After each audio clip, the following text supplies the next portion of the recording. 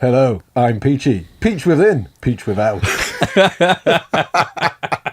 See, I had a good face on there, straight face on there, but I didn't realise you're going to do peach within, peach without, and I lost it. Hello, I'm Patrick. Hello, I'm Jeff. Hello. If you're wondering why I look like an iron warrior, I'm just going to take this off. This was donated to us by a lovely man from The Dragon Workshop on Instagram.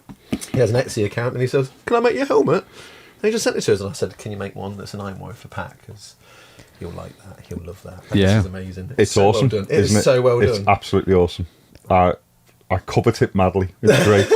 We've all had a try. We've all had to go. It didn't look quite the same. I was looking at the site as well, and he does like, because there was an Emperor's Children helmet. I'm a big fan of Emperor's Children. I was like, no, do Iron Warriors, because he offered to make one for us. But there's Lord of the Rings helmets, there's Game of Thrones helmets, there's all sorts of plethora of stuff on there, like weapons, fantastic armour. So I might get my Gondor and armour suit done at some point. It's lovely. It really is a really brilliant piece of work, isn't it? It really the bucket list for me was when Lord of the Rings came out was to wear. It was like my end goal was to get that whole suit of Gondor and armour. That was the plan. Oh, I've gone all croaky. Don't worry, I've not got what Pat's got now. It's gone. I just need to no. Still, we're still lingering. Still lingering. Keep that around. Yeah. Oh, look at my mug, Pat. Oh. We're terrible at product placement, aren't we? So we are going to start hitting our merch out soon. So we've got some merch. This is Astartes, the Grimdark Cuppa. One of many, and you are wearing the T-shirt. Can people see your T-shirt? I think they can see the top of it. Oh, cool. We have others. I'll just wait. I'll just stand up and stretch. You're doing the old Picard, aren't you? Where he just keeps like standing up and like putting his top down. Oh, it's very nice. It's very nice. Nice little pinky sticking out there. Yeah. So if you're on Patreon, you also get a special discount code for being on Patreon. Wow. 10% We're too off. good than we really are. Slippery slope. Yeah, and everybody, all you need to do on our channel, I mean, sometimes the t-shirts will be under the videos, or you just go channel, shop, and then you can buy it all there on YouTube. And they're not the only designs, are they? No, there's loads. Yeah, these are just some samples that I got sent through, but we have a sidetrack logo. The sidetrack is awesome. All three of us in a copyright distinct tank. Armoured vehicle. Yeah. Armoured transport vehicle. But it's amazing. I think that's I don't want Isn't this. it a hippo? Is it a hippo? Yes, That's what they're called, yes. They are a hippo, yeah. Yeah. Oh yeah. That's a good name. I like that. Yeah. So there's the three of us in a hippo. We've got like the classic logo on a t-shirt as well, and some other bits. Brush and roulette. Brush and roulette. Yeah. Well, when we first started thinking about merch, we just came up with some fun ideas, didn't we? And now the pegging thing's become a thing, so that will, I imagine, become merch as well. Season 2, some form of peg related t-shirt. I've got ideas. Yeah, I've got plenty of ideas. Yeah, that's it. So the designer that I used, Cherry, he designed our logo as well. He's a lovely man. Yeah. Thank you very much, Mr. Andrew Cherry. Yeah, designing all these. So I'm going to get some, as we refer to it, housekeeping out of the way. So we have a Patreon. If you don't join us on Patreon currently, in June we're going to be giving this army away. This army is going to be part of a Got to be careful how we say army. Haven't we bound down this slippery slope before? I disagree. I strongly disagree. No, and I agreed with you. Yeah. Yes. So many people went, that's not an army. An army can be a man of one. I'm going to play devil's advocate. Yeah, we're like, well, no, we're actually giving away a combat patrol and a Primarch. Okay, all right, yeah, all right. Demon Primarch, actually, I think you'll find. Damn it! I think you'll find a Demon Primarch. So if you join our Patreon, it could be any tier in June. You will be in a chance for the giveaway. Now, obviously, with giveaways, it has to be a question. I've got a question. Oh, cool! Because I've thought of an idea. Go for it. So it's not multiple choice. This is slightly harder. Oh, that's what she said. Name of not his sex tape. And we're cancelled. It's not multiple choice. That's the sequel. I've been watching too much Brooklyn 999. Yeah. Or Brooklyn Nine-Nine, not 999. That's the English version. Yeah. London 999. Yes. Yeah. Oh, I'd love Spondon 999. That would literally be like, it wouldn't even be the swans escaped. It would be, there's the pigeon stuck again. Yeah. Oh, there's been a badger sighting. You know, Spondon's like the history quite well. It's good. Oh, fantastic. Yeah. Sorry, question. Yeah. Question. We're sidetracked already. Question. And have we got anything else, or is it that? Oh, no, We there will be do, more. we There will do. be more. Yeah. So only 2 prizes, but they're 2 very good prizes. Yeah. Shall I put the second Yeah, one? yeah. Let's do it. So, a lovely patron of ours, Pat, you know the story. You tell it, Pat. You tell it because you tell it well. We have been donated a Yes. soul shackle. One of our patrons very kindly, he found himself with 2 boxes with Soul Shackle, and he didn't want to sell it because he didn't want to be a scalperoonie. So he very kindly donated it to us. Which is ridiculously generous. Thank you, that Yes, man. thank you very much. I made sure multiple times. I was like, you don't have to do this. But he insisted. No, thank you. Before the question, Jeff, could you grab my helmet before it slides? Oh, Not a name of my sex tape. If it falls, it's going to get smashed. Oh dear. The start of this has been an absolute car crash. That's how we do it. Right. Question. If it hadn't been a car crash, people would stop tuning in. Yeah. We could never do anything. BBC. Yeah. I mean, I think I could do Country File.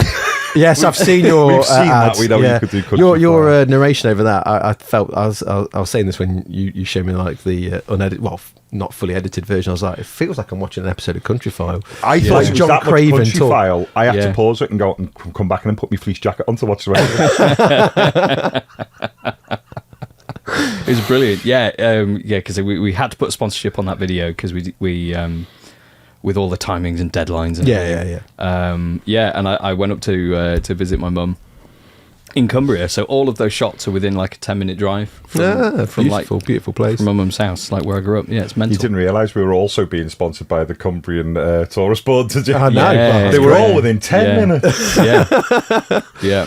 It's interesting. I've got a question about that, but we'll get this. yes. We'll get this Go on, question get sorted this for the question giveaway first. for June. If you want to win either or, you need to be a patron, and there will be a question that we will put up there, and that will be in a video where Peachy painted he built and painted a guard army.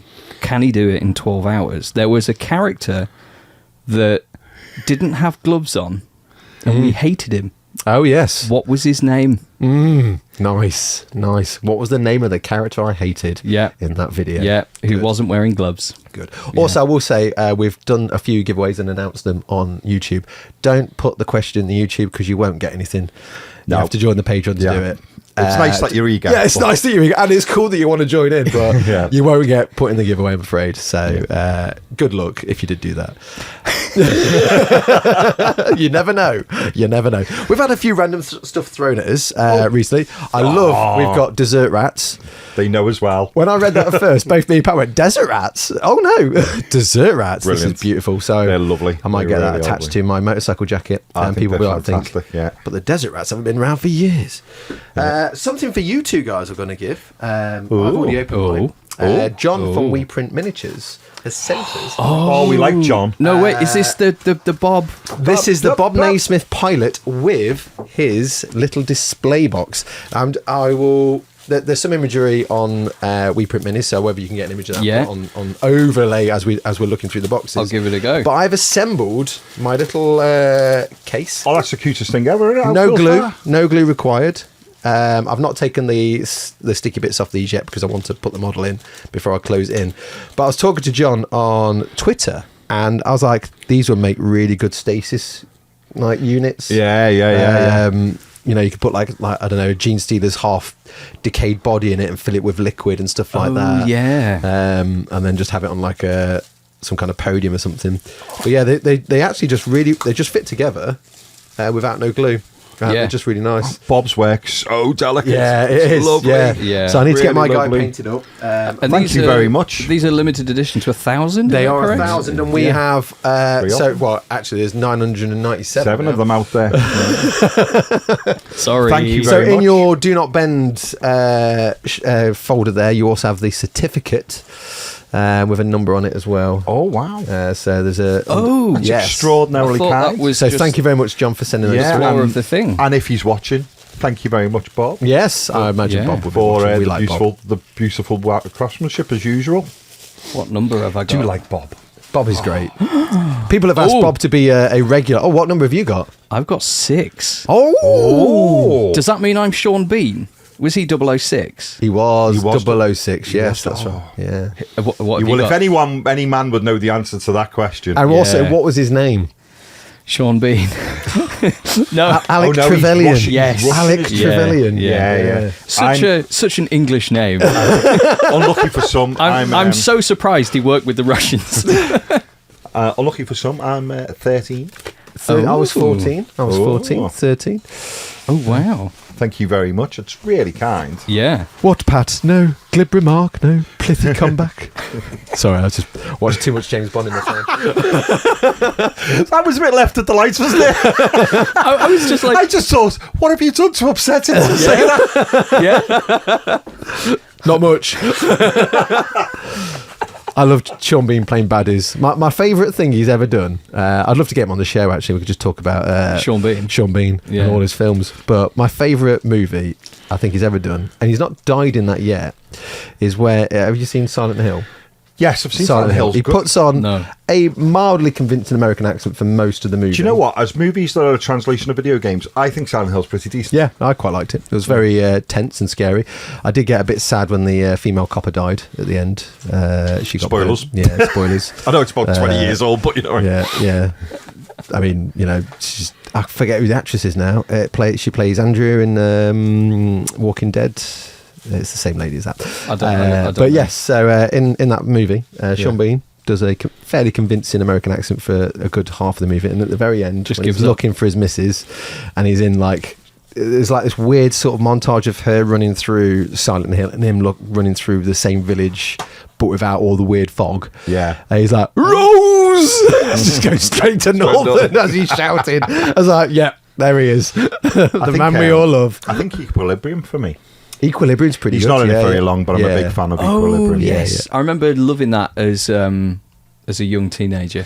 Yeah. Yeah, and just being like, oh my god, they do like really cool fighting with guns. Now, there's And then one. now John Wick's come out, and I'm like, yeah, they do really cool fighting with Yeah, guns. but John Wick's never had the studs that come out the bottom of the pistol for turning them Yes. into really rudimentary hammers, which was always a beautiful scene. So I forgot about that. The one film, so I watched as you do when you're in a painting team, and sometimes you just like having a cup of tea. And you want to while away and just like, how do we kill a bit of time while waiting for things to dry? I remember Steve getting me the montage of Sean Bean's deaths from movies. And there's just one way he's on a cliff edge. I don't know the movie, I need to find it. But he's on a cliff edge and there's a load of cows running towards him. And the next scene is just him tumbling down with all these cows just like falling down off the cliff edge. I'm like, what is going on in this movie right now? As he's fallen with all of the cows, is he just going, you bastard? Yeah. Come on, I didn't choose you. Oh, I love Sean Bean. We love Yeah. Sean Bean. Yeah. We don't have anything else, do we? No, I don't believe so. I did mean to bring. We've literally done almost quarter of an hour. That's fine. I'm just saying thank you and Sean Bean conversation. I had a request from Jewel Knight Jess, who is a follower of the show. She used to watch me on Twitch as well, and she wanted to be pegged because she couldn't she didn't find us in Salute, so I postally pegged her. She also sent a load of her stuff through, and I forgot to bring those things on the next chat show. I'll bring them out because she has like lots of pretty things and stuff like that. So Cool. So sorry, Jess, I was old and forgetful. It's just what happens when you get to my age. It happens to us all. Yeah, at some point. I'm not old. I can't remember when it started. Oh, like when you started forgetting stuff. yeah. Oh yeah. Got you. It's nice. I think that there's an element when you get to being a parent, you just do weird stuff. Like there's so many times where I'm like trying to put like the butter lid on the milk lid on the butter, and then sometimes I find like I'm putting like things that should go in the bin in the fridge, and the thing that needs to go in the fridge. I'm really good at that. They call it baby brain, I think, but I think it's I'm not sure. toddler brain now. I'm not sure it's an excuse considering one of mine's 15, but it's still. Yeah, I suppose it carries on, doesn't it? It carries on. It does, yeah. So we wanted to talk about is hitting 60k. I did find it quite funny. Andrew Gibson did say, because he put a question out, like, chuck us some questions because we're hit 60k. He's like, yes, my question is, why not 40k and 50k? Because it's the closest to our birthday, and he should know that because he sent us a lovely card. He did. Oh, yeah, very he good. did. Yes. We just randomly picked 60 because it was fun. Yeah. But yeah, 60k. That's madness. It's It's great, isn't it? Yeah. I would like, I'm going to do this now on the show. I want people in Patreon and probably YouTube comments to suggest what we do as a team to hit 100k. I want 100k for Christmas. Yeah, that would be cool. Yeah, 100k for Christmas. But to get there, we have to do a thing. Once we hit 100k, we have to do a thing as a group. Oh, right. Okay. Yeah. So that could be a naked calendar. That could be, I know. I was just going to Mrs. say, Peach is looking forward to it. I know she's like, oh, yeah. Go to a spa. I mean, yeah. I don't think we're meant to treat ourselves. Yeah. I mean, miniatures with me could hide quite a lot. So, So if we did a naked calendar, you could have your helmet in front of your helmet. What, that helmet in front of that helmet? Yeah, let's go with that as an answer. Nice. Yeah, we could like take a lot from watching the film The Calendar Girls and just like place items around. Yeah. The problem is I can't be anywhere near a scone without a bayonet, so I don't point me using that. We could have a half-eaten one then. Just your mouth full of That's crumbs. all it needs, to be fair. Just you naked, crumbs around your mouth, on your chest, and then just like a little bit of cake left. That's just exactly what it's like whenever the wife goes away on holiday without me. I feel sorry for your Pathetic kids. naked man covered in Imagine your kids walking to the front room. Dad, sorry, your mum's away again. Okay. So have you got any thoughts what you want to do for hitting 100k? I haven't thought about it. Maybe we should do a Warlord Titan now. I want that Titan. No, we love Squidmar. I don't know. I mean, that seems to be the thing. That seems to be We could do Henry Cavill. Yeah. Well, we could have Henry Cavill on the show. Yep. Yeah, because he'll just come on. It's fine. Of course he will, yeah. Yeah. Not a problem. He's watching us going, no, mate. No. If he was ever watching He does this. watch. Now, the King, he might. We've got more chance of getting the King on, I reckon. Than Yeah, or maybe like Prince William. Yeah. Because he'd be like, oh yeah, George is getting into Warhammer, and so Charlotte. Yeah. And obviously, I can't see the little one getting into Warhammer. He's a maniac. Yeah. We were talking about him the other day, weren't we? Yeah. So, questions. Should we just dig Okay, into yeah, some of so- the questions? so Because this go is on going to then. take us a while. Because Yeah. whenever we have a guest on, we ask them some Patreon questions, and someone said, "Hey, like we asked we get to ask you guest questions, but we don't get to ask you questions." So I thought we'd do a little special one and read out their questions. So we'll take it in turns. I've got Sebastian at the top. Yep. Yeah, so I'll go with Sebastian first, who says, "Who are you all, and what are you doing here?" I think you didn't have to be so personal, Sebastian. Well, mine's a bit all I over the wonder place. every time I turn up, to be fair. Yeah. So I'm Patrick. I'm 33, and I don't know what I'm doing in my life. That's what I'm doing here. I mean, That took a dark turn straight away. I'm feeling like, okay, all right, mate. For love of God, Pitch, you bring it up again. I've got no answer to that. I'm struggling for some reason. My phone's just not uploading, so I don't know where Sebastian sits on the list. He's so. number one, so... Yeah, I'm great. I'm halfway through and it won't load. So All right. I'm sure he is number one. Yeah. Who are you and what are you doing here, Jeff? My name is Jeff. I'm 51. I mean, you don't have to say your age. I know, but you did. So I thought you said to President. And what are you? And doing I'm here? here because you let me. Fair enough. I'm. My name's Chris Peach. Chris Peachy Peach. I'm an average age of someone of my stature. Brilliantly swerved. When you have a shaved head, you're just that age forever. Yeah. Jathan Statham hasn't aged. Jatham Statham. Statham. Yeah. Jason Statham. Jason. Statham. And Jason. Picard, he had it for a long time as well. Yeah. Sorry, Sir Patrick Stewart. Yeah, but the first Transporter film, and he looks, pretty similar now. Yeah. So, Yeah, he does. Yeah, so Even just The boy's aging well, to be fair to him. Yeah. I think what was the film where he goes through? Is it the one?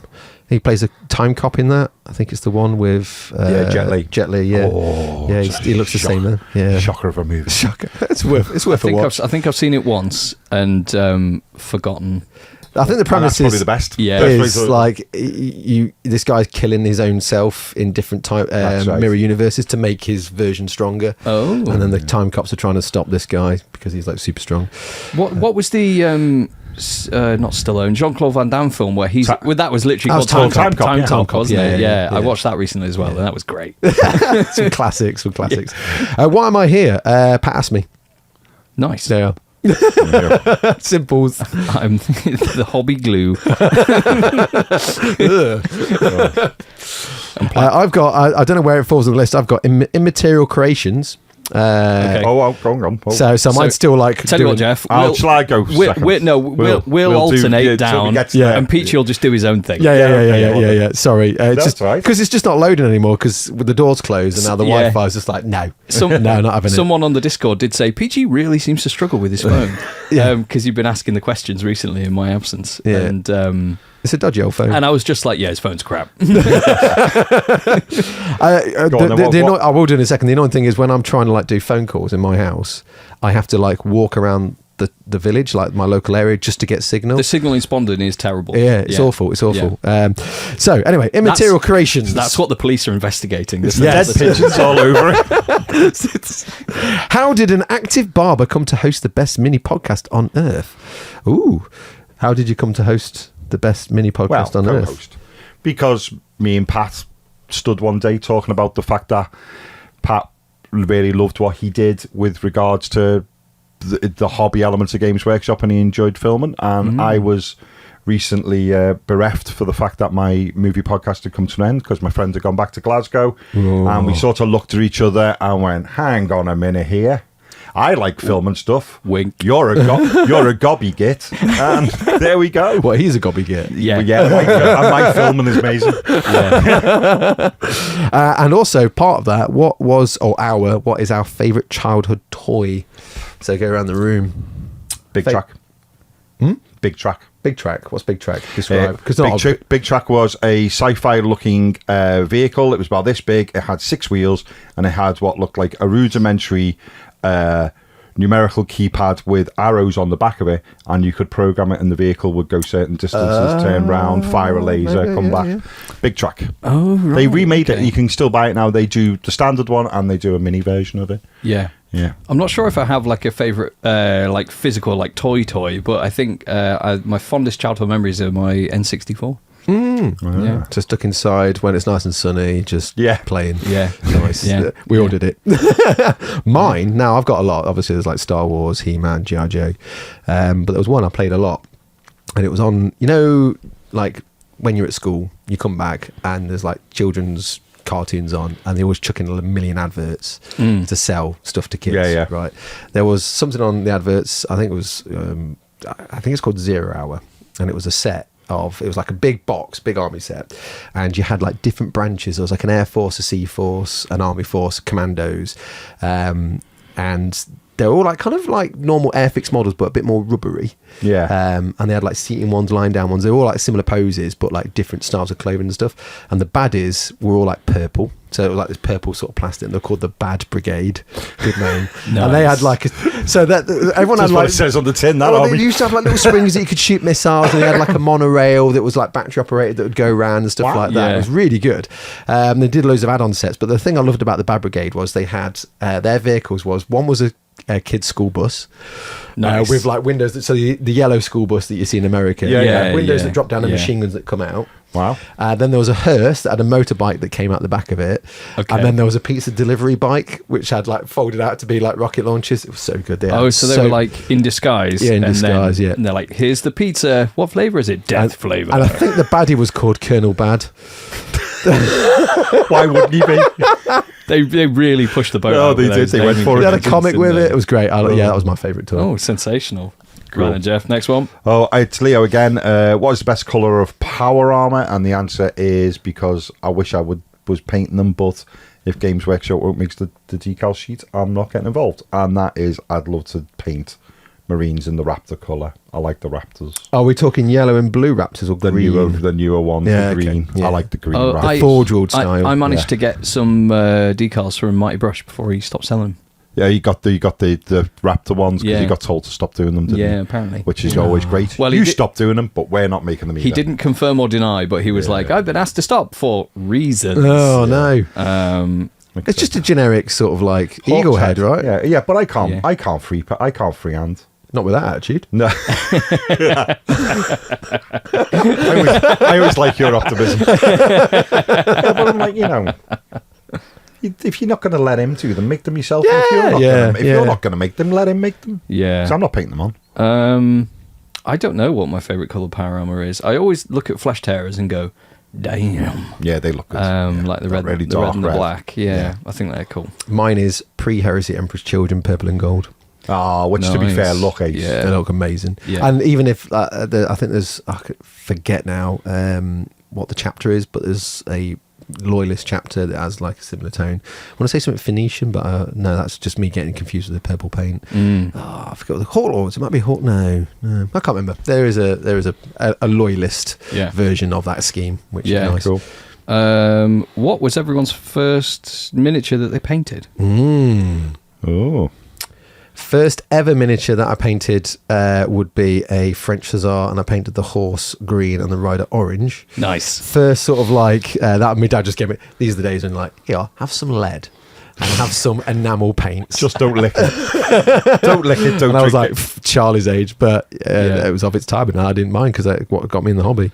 But I think my official, I'd go with my own pocket money or my own earned money would be there was some Imperial Guard, but we're talking like Road Trader level Imperial Guard, and there was two of them. There was like one that looked a bit like a ninja, and then one just looked a bit like a Colonial Marine Corps kind of guy. Yeah. And that I remember painting those in like urban camo, from like a First 7-year-old, first or 8-year-old. miniature you painted, urban camo scheme. And he set a high bar ever since. yeah. So yeah, that's mine. Mine was a Space Marine from the third edition starter box. Cool. Yeah. And I painted him a bit like yourself, having never painted before. I decided I was just going to paint him camouflage because I'd only been out the army about 6 minutes at that point in time. Nice. Makes sense. With a black helmet, and they were called the Nemesis chapter. I did half a dozen of them, and then the Space Wolf Codex came out, and I went, "Ooh, they've got beards." Yeah. Did everybody hate them because they were called the Nemesis chapters? Well, that's the whole point. Yeah. Oh, It's them guys again. them Like, guys. Nemesis. Ooh. Yeah. Damn them. Yeah. So I that was I don't know what edition it was, so I will just go by my age at the time, and I think I was like 8 or 9, and Calgar was my first miniature. Oh, okay. Oh, is this the sort of like Yeah, I think so. Disco Calgar. disco Yeah, Calgar? Not and he- sitting on the and he had toilet his, Calgar. his flag Yes, coming out and everything. But I unfortunately don't have those minis anymore. Like my mum moved and sold a house, and it's been lost to the sands of time. I think a lot of mine have lost They're in the time. warp. Yeah. But I did find the sculpts on eBay and rebought it. Oh, lovely. So maybe I might paint it up. I don't know, in the future at some stage. There we go. So my first mini. Nice. All right, I've got Daniel Pidge, and he said, if all of you were involved in a heroic event that ended up being made into a movie, who would play your part and why? Oh, it's easy. Jason Statham. Jason Statham. Because we've got similar physiques. It was Jason. Jason, sorry, I do apologise. Get it right. Jason. Got similar physiques. We both started off as Olympic divers, and it makes sense. I mean, we've got that vibe. I refer to myself as the Spondon's answer to Jason Statham. I am the two-wheel transporter. So it all adds up. It just makes sense. So yeah, Jason Statham. Well, go on then, Pat. I'll let you go second. While I just try to digest all of what Peachy just said. Yeah. Me and Daniel Radcliffe are like the same age, so. Oh yeah. Oh, that's quite an interesting. And he's like a similar height. Yeah. Generic white boy with beard. Yeah. Goes go for it. Got glasses. Yeah. Yeah, a little Yeah. scar on your forehead as well. Yeah, So, yeah. So, yeah, we'll go with that. Mine would be David Harbour from Stranger Things. Oh, fantastic. Oh, yeah. I was thinking Brian Blessed. I don't know. Obviously, I don't know how you Flash made that Gordon era. Flash Gordon era. leap. So me really short leather shorts for me corporate outfit. Oh, Gordon's alive. No, David Harbour from Stranger Things. yeah. Because you know why? Because he just constantly looks a bit tired and a bit past his best, just like Yeah. yourself. So I go with him. And I like his in Hopper's theory in the morning. His mornings are for coffee and contemplation, and I Yeah. use that now with Charlie. It's just like I'm just having a tea. Mornings are for tea time. Let's just go. Obviously, I don't drink coffee, but No, I say no. obviously like everyone knows that, but I don't drink Yeah, coffee, there so we I go. can't do coffee and contemplation. So I need to find a new way Yeah. of spinning that. So I'm gonna move on. Yeah, go on then. Do it. I've just closed it down because I'm an idiot. Okay. Where was it? I saw Darcy's Darcy Bono Creations, and she said, "Question: Congrats, Peg, Marry, Kill, the Dark Gods edition." Oh, I'm not have you playing not that seen game. it? I've been reading these all weekend. Have you not seen No, that? no, Oh, brilliant. no. I was at my dad's. Oh dear. Okay, so I'd marry Nurgle Yeah, because he just wants to shower me with gifts. yeah. And I'm all about that. Yeah. Peg, marry, kill. Peg slash. Makes sense. Yeah. yeah. I enjoy it, and yeah, just have a go at killing Khorne. Why not? You see, I'd kill Zinch. And the reason why is you just don't know what he's up to, and there's going to be like plans within plans, and I just can't be bothered with that. Yeah. So if you just get rid of him out of the equation, I mean, yeah, that's done with. that would be. You wouldn't want to marry Zinch, would you? Yeah. No, You'd be- you know, relationships are complicated enough as it is. Yeah. And I reckon you'll probably find if you pegged Corn, he'll chill out a bit. I reckon that's all he wants. That's all he needs. Just needs is a good pagan. Yeah. People are like, oh, you know what? I Anger quite like issues the are gone. idea of marrying Corn because they'd always have you. Imagine, you know, you could. You always know that if you were in the cinema and someone was talking, you just go off. You I'm go, thinking that, off yeah. you go, love. Returning things in like the sales assistant like going, we can't Yeah, return that, and then you Corn know. just like, sorry, come again. You know, Yeah. Never speak to me or my husband again. Talking about the irregularities on the gas bill down the phone. I think Corn would be. Yeah. I think. Would you have Corn drive the car or be the shotgun, so backseat passenger? Oh no, I'd let Corn drive. I think. You reckon? Yeah. I Okay. reckon, yeah. That's fair. Yeah. It's a bit like that already because my wife's got a terrible temper and she does most of the driving. Okay. We're quite simple. We're already pretty much there. You heard this first. Jeff's married to Corn. Oh dear. Cool. What's next? Leo's asked a ton of questions. Yeah, Leo. I so- think you. Yeah. We've asked two of his already, so Yeah. so we'll go on to that. Other than the peachy paints and the chat shows, do you have other ideas planned for the channel? Will we see Jeff or Pat paint videos or army showcases? The answer is yes. I think when we get a studio, we've got a bit more space and a bit more time. Currently looking for more space, looking to kind of generally just improve the workload of how things are going on. I have started painting a Custodes army and have been recording bits and bobs of that, but that's sort of like just in an hour or two in an evening or something like that. Like me and Jeff used to do like our 30-minute challenges, stuff like that. I think that would be quite suited to like live streaming. Yeah. And that would be a good laugh. So It's been mentioned as well, actually. In here, you'll see it come up that people have been mentioned. Mention that. And then just quickly, someone said, I want that picture on a T-shirt, which was the sidetracked. Your wishes are commands. Yes. So, yeah, done that, Stephen. You're welcome. Go on then, Peachy. Do you want to pick one? Another question? Yeah. Yes, I've got one here, which is Brent Moss. It was a different one for each of us. So, question for Jeff. Whenever I go to the barbers, they always ask squared or tapered at your back. My answer is always the same, yes. What is the difference between squared and tapered? Okay. Right. Tapered in the neck is where the haircut is cut increasingly shorter the lower you go down. So as you get to the very end of the neckline, it will be either a half or zero. So it blends. It blends its way away or fades its way away, whichever you prefer. And squared is where you put a artificial straight lines down the side and a straight line across the bottom. You should always pick tapered. The reason you should always pick tapered is you'll get longer out of it because it will grow back naturally and it won't look as overgrown. If you go squares, your haircut will jump those artificial lines quite quickly. So there's the answer. And Good if you want a mullet, right? if you want a mullet, you just don't. You just say when you want a mullet, you just ask for business at the front, party at the back. Cool. Yeah. Cool. Sorry, Pat. This is, I guess, aimed at all of us, really. Question for Patchett. Are there any updates on when the next Necromunda Bat Report is going to be released? Wait, we need to film it first. Yeah, we need to film it. So the answer is no. There's no updates. So, learning from me, we do, from all of us, I suppose, we do get quite excited and we talk a lot about what we're currently planning and doing. And obviously, it was the first time we're doing a Bat Report. We wanted to test the water first. We should have just done a pilot and then see, and then said we're doing a 4-part. But obviously, we said we're going to do 4 parts, and then we will do. Yeah, it will just happen. And then the last one I've got is for me. And Necromunda's actually on the show's pile of shame. It is. Yeah. Of shame. Stop saying something went wrong. I can't read the question.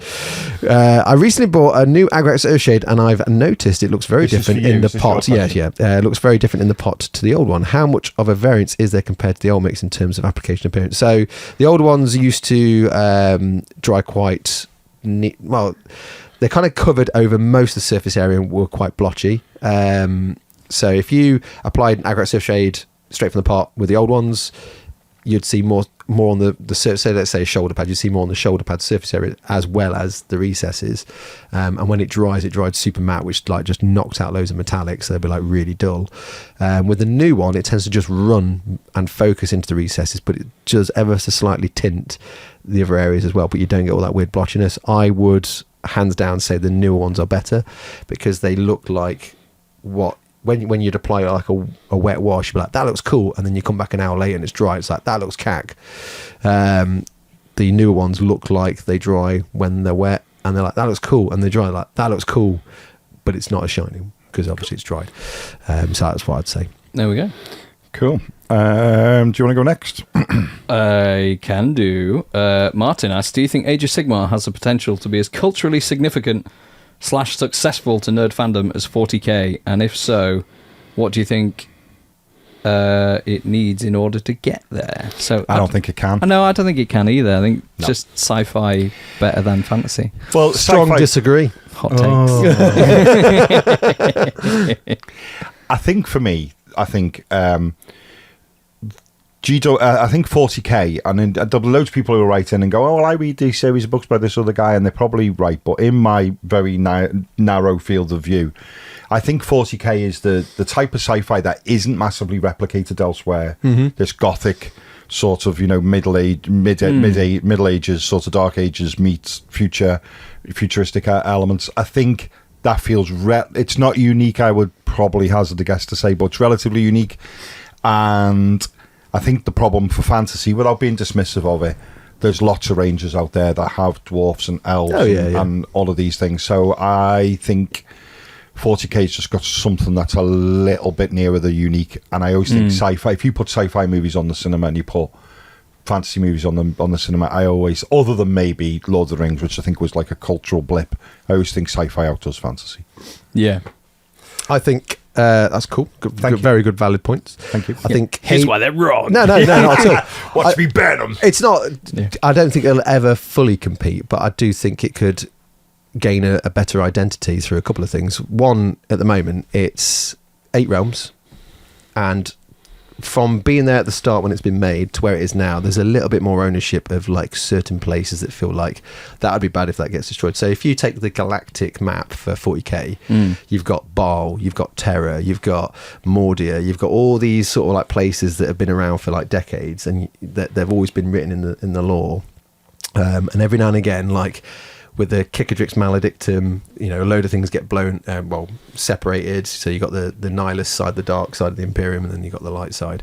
And then things like the Tyranids are invading Baal. It's like, oh, is Baal going to get destroyed? Could this possibly happen? Cadia's been destroyed. So, that's really cool where you get ownership and, you feel like, oh, I don't want this to happen. And there's characters as well. Age of Sigmar doesn't really have a lot of that at the moment. You have like some places like Hammerhall, the Living City, which are quite flat when it comes to like how well written Their they are. identity's not strong. Yeah, they don't have a strong identity as yet. Given time, that will happen. But I think what would be the strength for Age of Sigmar is all the realms have a bit of everything in them. It's like, oh, do you like your humans to be a bit more beasty? Do you like your chaos to be a bit more beasty? Then go to the realm of beasts. I kind of like that, but at the same time, I feel that each realm should have a majority of a faction in there as well. So like the realm of light should be predominantly elves and very little else. And then you have like areas where they fight amongst themselves, or they fight here and there. The realm of fire feels more chaosy. The realm of metal feels more like, well, it could be anything like human-y and stuff like that. I don't think it should be mutually exclusive one faction in that area, but there's more of a dominant faction in those areas, and cities and realms and things that you get used to. I think at the moment it's very wishy-washy. It's a little bit of everything. But what I do like is it's expansive. You can make what you want. You can do what you want, where you can do that with 40k. If I want to like go, I'm going to make a planet of humans with like weird helmets with feathers on them and call it this, and I'm going to stick that somewhere over here. Yeah. I can do that with 40k because there's millions of planets, right? Yeah. Old world, you couldn't really do that.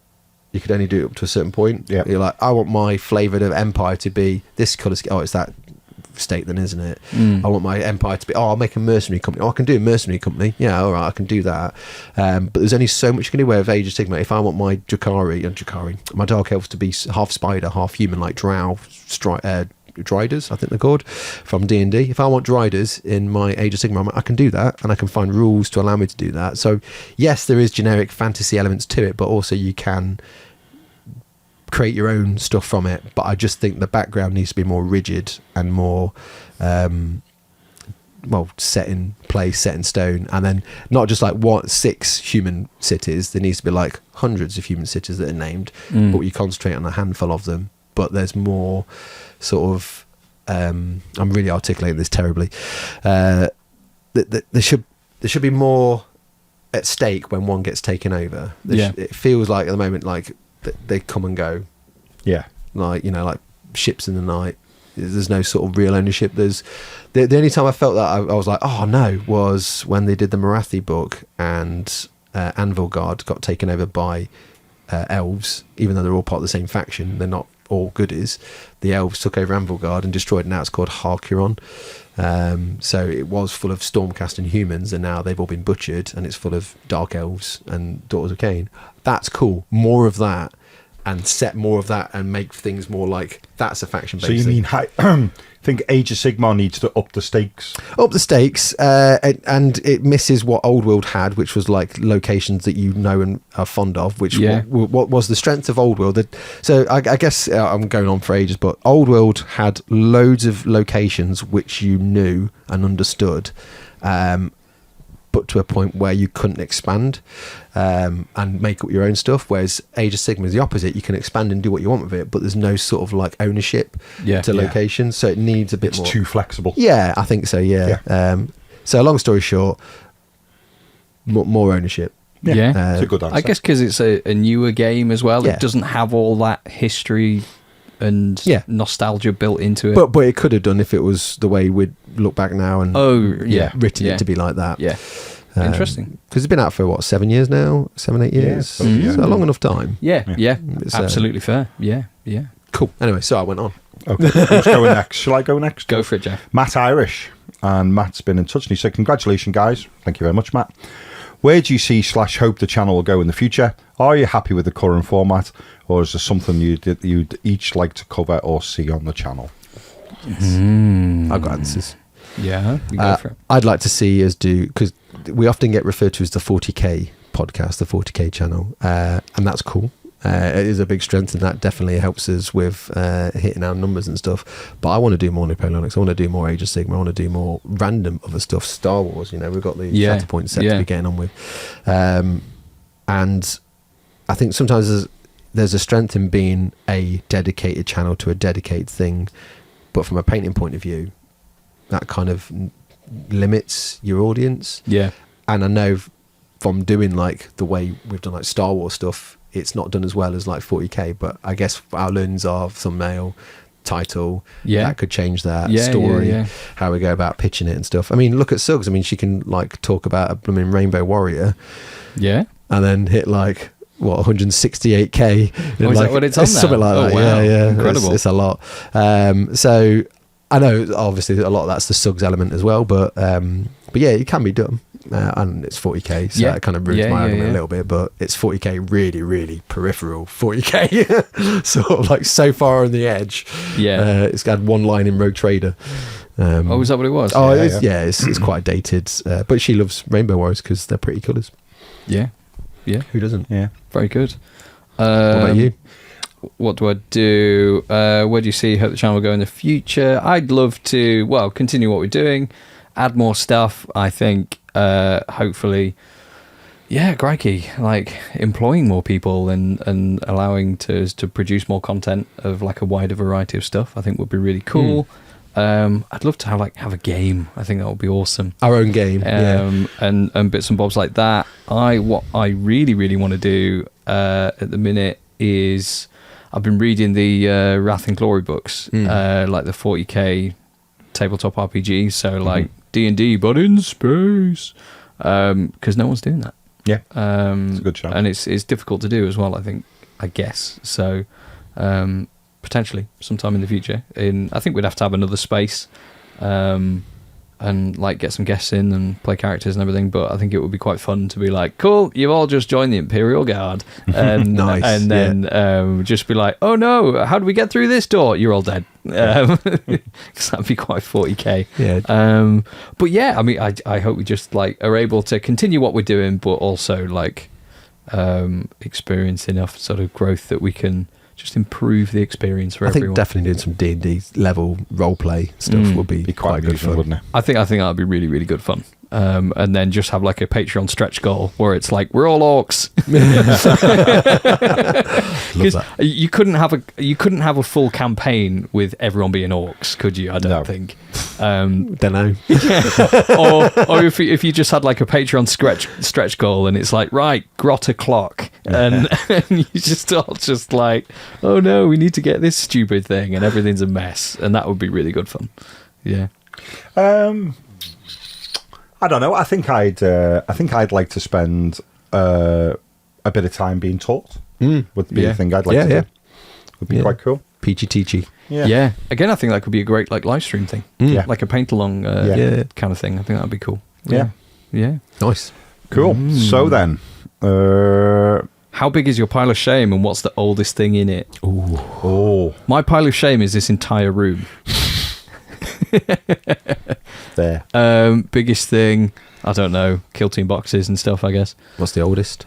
But well, I suppose it's like Got Age of quite Darkness current. up there. That's a fair chunk. Of Yeah, I mean, everything's quite new, really. I mean, probably the Calgar metal mini that I bought off eBay. Yeah. Mine's quite large. I never really sat and looked at it. I think the oldest I've got on there is some Mordheim stuff. But it could even be older because I've got like boxes within boxes. But I've definitely got a box where we in retail used to get like little Christmas presents and they'd break the mold when they're done with it. So there's like a 54mm Chaos Knight. Oh wow! There's Gotrek fighting a well, it says Troll Slayer. I think it's meant to be Gotrek, but it's a Troll Slayer fighting a troll. That's about that kind of size. And then there's a Wood Elf one as well. And then something called Bra the Slave Lord, which was a Ogre Kingdoms character, and he had like some slaves, and that they made like 200 of those for the retail managers. Wow! So they're like decades old, and you can't get them anywhere else. That'll be quite good fun as painting those randomly up for a video. Just like, hey, there's the thing that no one can get. Let's just paint it up and see what it looks like, because I've never actually done anything with them. Yeah. And they were just great Christmas presents and birthday presents, store presents you'd get. But yeah, it's like you couldn't really use them in a game or anything. They're just cool display things. I'm sure plenty of people have painted them, but I never have. My pile of shame is not that big, I think, because I only got back into it again with Dark Imperium. Okay, yeah. All the rest of my 40k before that got sold. So I've cheated in a way because I've loads of Death Guards I haven't painted. So what I did was I sprayed them all Death Guard green, and I sat there painstakingly for about 3 weeks to the point that I wanted to burst into tears and put all of the brass on all of their... Nice. Yeah. So they are literally the pile of shame, but they're the pile of shame with... got some colours on. But they've got some colours on, so they can sort of be played and improved as we go. And then I bought and was kindly given some stuff by yourself to bolster my Gene Stealer cult army. So I've got that, and I'm painting my son's Space Marine army, which never seems to end. Oh yeah. But other than that, yeah. So it's not that big, and it's not really that old. Boring answer. I'm sorry. No, it's fine. I've got a question from Artect. Go for it. Arctech. Yeah, Artec. Hey guys, love the show. You're 50% bigger than 40k now. Nice. Hey. Question for each of you individually. If you were a WWE pro wrestler, what would your intro music be? Oh, I've got my comedy answer and real answer. Oh, I've no idea. Oh. Mine would be, what's it called? I want to say banana custard. No. Rhubarb and custard. Yeah. You'd have to come in wobbling though, wouldn't you? 'Cause the or the blobby song. Oh, that would be good. Oh, that would. So it's either that. I used to. I'd never done it recently, and I should because it's funny. But on my old phone, I used to have the track as the Imperial March, and the wife would ring. So I might just have that. Just have the Imperial, because Charlie hums the Imperial March now really badly, but really it's fun to listen to. So I'd have his version of the Imperial March. Yeah. Just really camp level of Imperial March. Well, the obvious answer for coming into wrestle is obviously Ant Deck or PJ and Duncan's, whichever version of you want to go. Let's get ready to rumble. Yeah, very good, very good. My real answer to that is Aisha by Death in Vegas. I have no idea what that is. It's got Iggy Pop on vocals. Any song that starts with Aisha, we've only just met, but I got to tell you, I'm a murderer. That's a great way to start. Oh wow! If you're going to wrestle somebody, that's the way to start, isn't it? Yeah, that's psychologically hitting you straight away. That's quite apt. I remember when I was in either GCSE or A levels studying music, and there's a composer called John Cage who just like really, really weird stuff. And I've just had to Google it because I couldn't remember what it was. But there's a song called 4 minutes and 33. And it's a musical composition by John Cage, created in 1952. And it's just 4 minutes, and it's a full orchestra, 4 minutes and 33 seconds of complete silence.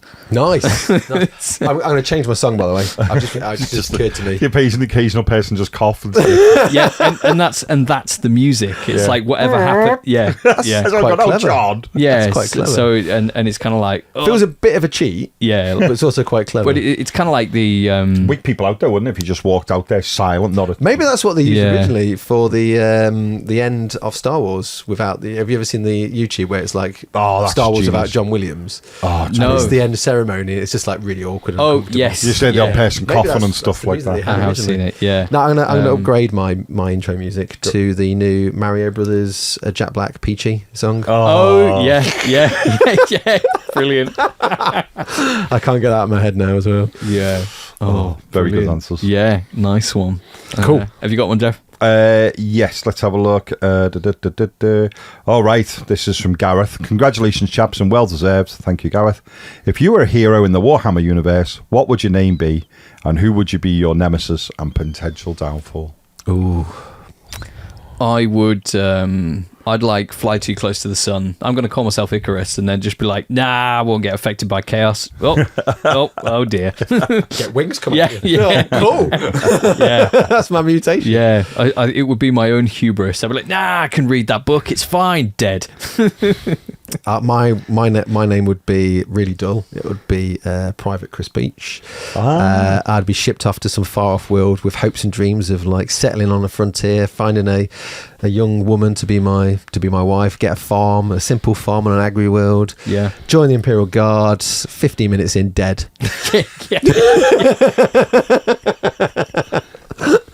Dreams gone. Yeah. I'll see you again, wife. Yes. In the wall. I'll return. No, knowing full well I never will return. In bits. She'll get a sponge in a box. There you go. That's all we can find. I think what would my name be? I don't know. Be something particularly Viking-esque, and I'd be a space wolf. But my nemesis would be Grogar the Barber. Grogar the Barber. There we Grogar go. the Barber.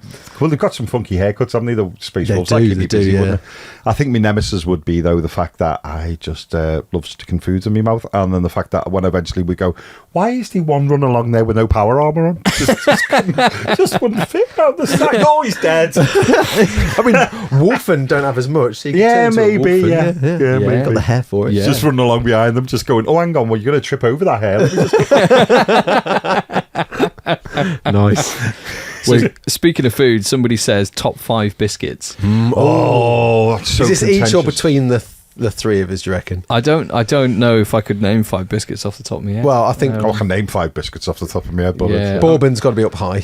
Okay. I like a bourbon, but they don't stand up to the tea test very well, do they? It depends how you're doing the tea. Are gotta- you dipping it in and standing there for 5 minutes waiting for it to drop, or are you dipping it in? And No, you've got to pulling be. it out? It's got to be surgical. It's in and out. It's all isn't about the dip and twisting it? up. Yeah, it's got to Dip be. and twisting up. I won't ever do that again. Yeah, but I don't. It's that thing of overthinking it, though, isn't it? I overthinking the biscuit. You know, I've got a short attention span. Sometimes it goes because I dropped my first biscuit into my tea for it must be 10 plus years the other night. I was painting. I was watching Brooklyn Nine-Nine, and I had a custard cream. Spawned in 999. Yeah, Spawned in 999. and I was just like, Who stole me biscuit? So I ate it, I thought nothing more of it, thinking, oh, I probably ate half of it already. Yeah. And then I just carried on drinking my tea and just got a mouthful of just like, I was like, more. You know, and like just Choked on a soggy bourbon. Oh, it's horrid. I That was one not that they expecting it. did. That one, do they still do it? Not just the chocolate hobnob, which we've got over there, but didn't they do a chocolate hobnob that had like a layer of caramel or Yes, toffee or something they in did, there? yes. Which was yes. which was a king amongst biscuits. Yeah, it was a Because McVitie's one. Yeah. It stood up to a good Duncan. Yeah. Yeah. And, A good Duncan. What is it? A good Duncan. Peter Kay says They like raw marines, Yeah, aren't they? yeah. He's like, dip me again. yeah. Yeah, they can hold about a half a pint of liquids, I think, a hobnob. Yeah. The other thing, I like hobnobs, but sometimes it just feels like it's all the biscuit scrapings from the floor just formed into a biscuit. Yeah. So as if you're in a like- biscuit factory, just like, well, what's on the floor? Scrape that. Let's turn that into a I biscuit. like it, but I also feel like I'm eating yesterday's porridge that night. Yeah, around yeah, too. yeah. 'Cause, you know, Kit Kats are like that, aren't they? They were made by Yes, someone in a Roundtree, factory. yeah, it was and like a and they snack. get all of the leftovers Yeah. and Yeah. put them in, and then all of the leftovers of the Kit Kats they mush up and make into Kit Kats. Yeah. So like it's very It's very, yeah. Kit Kat is efficient. the biscuits Yeah. equivalent of a hot dog. Yeah. Oh yeah, crikey. Yeah. So we got bourbons. What was yours? The chocolate caramel. Chocolate hobnob. caramel hobnob. I mean, chocolate hobnobs I think are wonderful. I think Fox's Crunch Creams they were my favourite as a kid. Yeah, I loved yeah. ginger biscuits. Ginger Yeah, biscuits. ginger biscuits. There's those ones with dark chocolate on and stuff. Ginger biscuits have become more of a thing as I've got older. They are just Yeah. great with a cup of tea. I'm trying to think, and I do love a jammy dodger. Jammy Dodgers are good. Yeah. Jammy Dodgers are very good. I So many Americans who watch the show just go, I do not know what they are talking about. What with education, you know. Yeah, yeah. I'm The gonna painting phase outreach. and I throw one out there that's not a real official biscuit, and that is. You're not going to go Jaffa Cake and start a fight. Well, no, don't worry. That I think there's something about Jaffa cakes later. I like to get rich tea biscuits, get Nutella, put that on a rich tea biscuit, then get another rich tea biscuit. You sandwich them? Turn them into a sandwich? So you kind of like, I was going to say you're making your own wagon wheel, but they're like marshmallow and stuff. Yeah. So. Right, yeah. Tea cakes quite nice, but they're cakes, right? Yeah, there. Ooh, Yeah. Oh god, we're getting to cake territory. Yeah, you can't Let's get go there, away. careful. So I think we've named our five. I've never really got into tea The cakes. Tunic's biscuit, that caramel Yes, wafer they're biscuit, good. that's a damn good biscuit. I do but they like- don't survive a cup of tea well. No, blue ribbons I really like, but they're like chocolate bars, aren't they? Yeah. Do you know what? Years and years and years of my life before I realised they were called a ribband. Really? Yeah. Blue ribbons. Yeah, ribbons. It's not ribbon. Yeah. Well, that's disgraceful.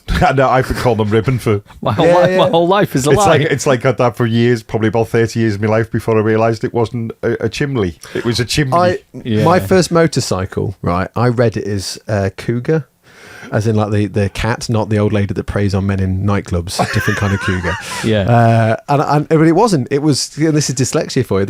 It was a cogua.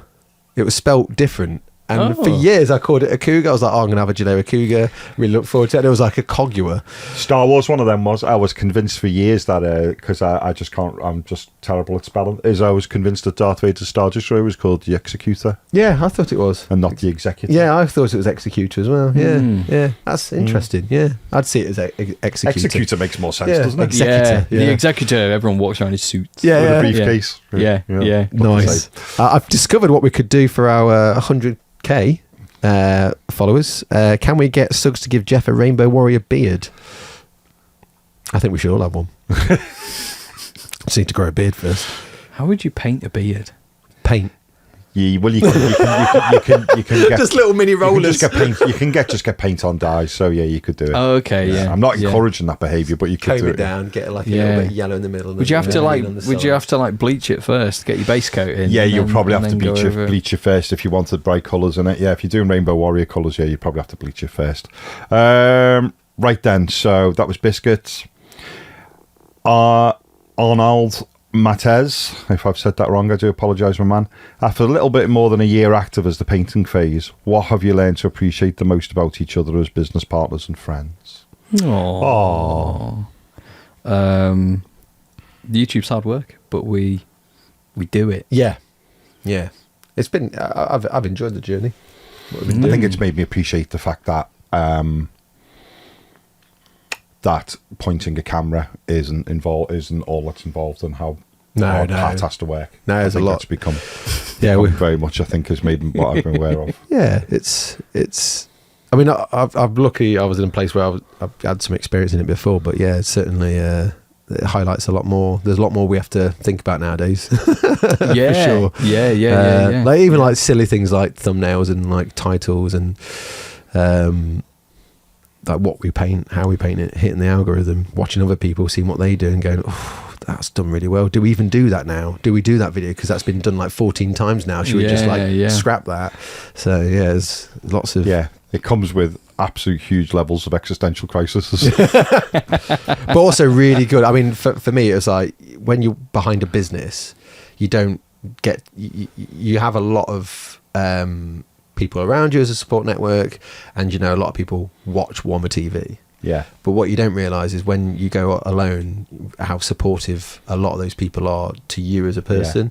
Through comments, through like joining patrons, and just generally just being and catching it up in like things like salute and just chatting and this that and the other. So and really, I thoroughly appreciate Discord, it. Yeah. I think have been really helpful. You're all supportive as awesome, all awesome. Yeah. Wonderful. I've got a big one. Well done. Also, the name Okay, of my next question. I didn't know that we were having a space for bragging. Dan Spencer. Jeff, what was the first game you played, and what is your favourite of all time, and will you be getting Shatterpoint? What's my favourite game of all that time? you've played of all time? Oh, well, I think the first game I played was 40k. 40k is probably my favourite game of all. Well, no, it's not. No, 40k was the first game I played, and my favourite game of all time was Rackham's Confrontation. Yes, I remember Before that. they decided to chase the dollar, make the game's rules too ridiculously simple, and release pre-painted plastic miniatures instead of beautifully sculpted metal miniatures. It was like, this is the future. It's not. just It's like terrible. and you know what, they said they would never do that, and then they did, and they were dead in a year. Yeah. Well, So, weirdly, someone at work was looking at like, oh, that seems to be quite a big thing. We might look at doing pre-painted miniatures. I was like, that's a terrible idea. It's terrible. That's the part of the hobby. Literally killed a company in a year. Yeah. One Wow. year. I'm not saying it's for everyone painting miniatures, but a vast majority of the people that do the hobby want to paint the Especially toy when soldiers. you've been at a company that has been built on beautifully sculpted miniatures as Rackham's Confrontation It's not a was. surprise that half of the probably Rackham sculptors work for Workshop now. Yeah, probably. Cool. And will I get Shatterpoint? No, but I will. I'll quite happily play it. Yeah, I'm quite looking forward to playing it, actually. I'm going to ask the same question to you, Pat. You got any favourite games you played so far? I won't ask about the Shatterpoint one because I'm sure we haven't played it, and I'm sure we will do. But you got any favourite games? Mine's Warcry. I'm going to chuck that in. Nice. Warcry. You know what? I don't know. I mean, I thoroughly enjoyed Necromunda. I mean, I am the least experienced tabletop gamer of the three of us. But you're a D&D, aren't you? So you've got that as your... Yeah. But But sure, that's a good sort of test as to what you've played so far that you've enjoyed the most, as being like you're new to it. Yeah. I really enjoyed Necromunda. Yeah, so we'll go with that. Oh, cool. Yeah. Cool. Necromunda. And so I've got some more here. Pat, this is all from Dan. How much investment would be required to have a professional setup to film bat reports and to make them easily understood with graphics and overlays, etc.? How much editing would that be? Do you think Warhammer Plus have recouped their investment yet? That's a lot. Unpack that, Pat. Yeah. I think I remember doing a little bit of maths, and I think at the time when I was there, I think roughly just staffing alone, it might have gone up now. I don't know, but I think it was at least $8,000 a battle report. And is that just film the battle report? Is that including all the equipment as well? No. So then they had the investment of the equipment, the sets, and all that sort of stuff. Whether they've recouped it or not, I've got no idea. But I don't know. Like I think the beauty of battle reports is you can film them however you like. Because I know, like Tabletop Tactics, for instance, they used to just sort of film it. Did they have a top down, and then whoever's turn it wasn't would hold the camera, and they'd just kind of dive in. And you've got Winters who just kind of films it on his phone. He's like, yeah, got this and going you know on. what? And carries it brilliantly. Yeah, that's it. You know. Or like, as Tabletop Tactics have moved into Warhammer Plus, what that is, and like 40k and 40 minutes, they have kind of like the verses and all the cameras and all that kind of stuff. And that's really expensive because you need cameras that don't shut off after 30 minutes, which are generally in the like a next sort of higher up price bracket. I mean, yeah, like full on professional. I don't know. It's a lot. I mean, these cameras, Sony A7S IIIs. That's what they have at Workshop as well. They're about $4,500 a piece. The lenses get expensive as well. And then if you go in for like the full on, like, oh my god, this is crazy, you want at least 5-6 cameras, something like that. So, but there's other ways and works around all that kind of stuff, but that's kind of what they did. But yeah, I don't know, just film on your phone. Yeah. I mean, I did some initial filming on my phone, and it was decent enough quality, but yours is far better. Certainly your editing. There's a quick one for me. How long did it take you to make the decision to leave a stable paying job and take the leap into the unknown? It was quite a big decision, to be fair. It wasn't done lightly. I'd been thinking about it for a year or so, probably longer. But yeah, I think it was just Pat coming along going, I'll pay you. Let's do it. I was like, cool. Let's do it together. Have some fun. So yeah. And then I asked you to come and work for us. Yeah. Nice. Yeah, I'm still waiting for the payment on that. Lewis Roper, how did Peachy get into biking, and what's he riding at the Mo? Are Pat and Jeff tempted by 2 wheels? Are you tempted by 2 wheels? No. Is that because you followed me one day? I went, no.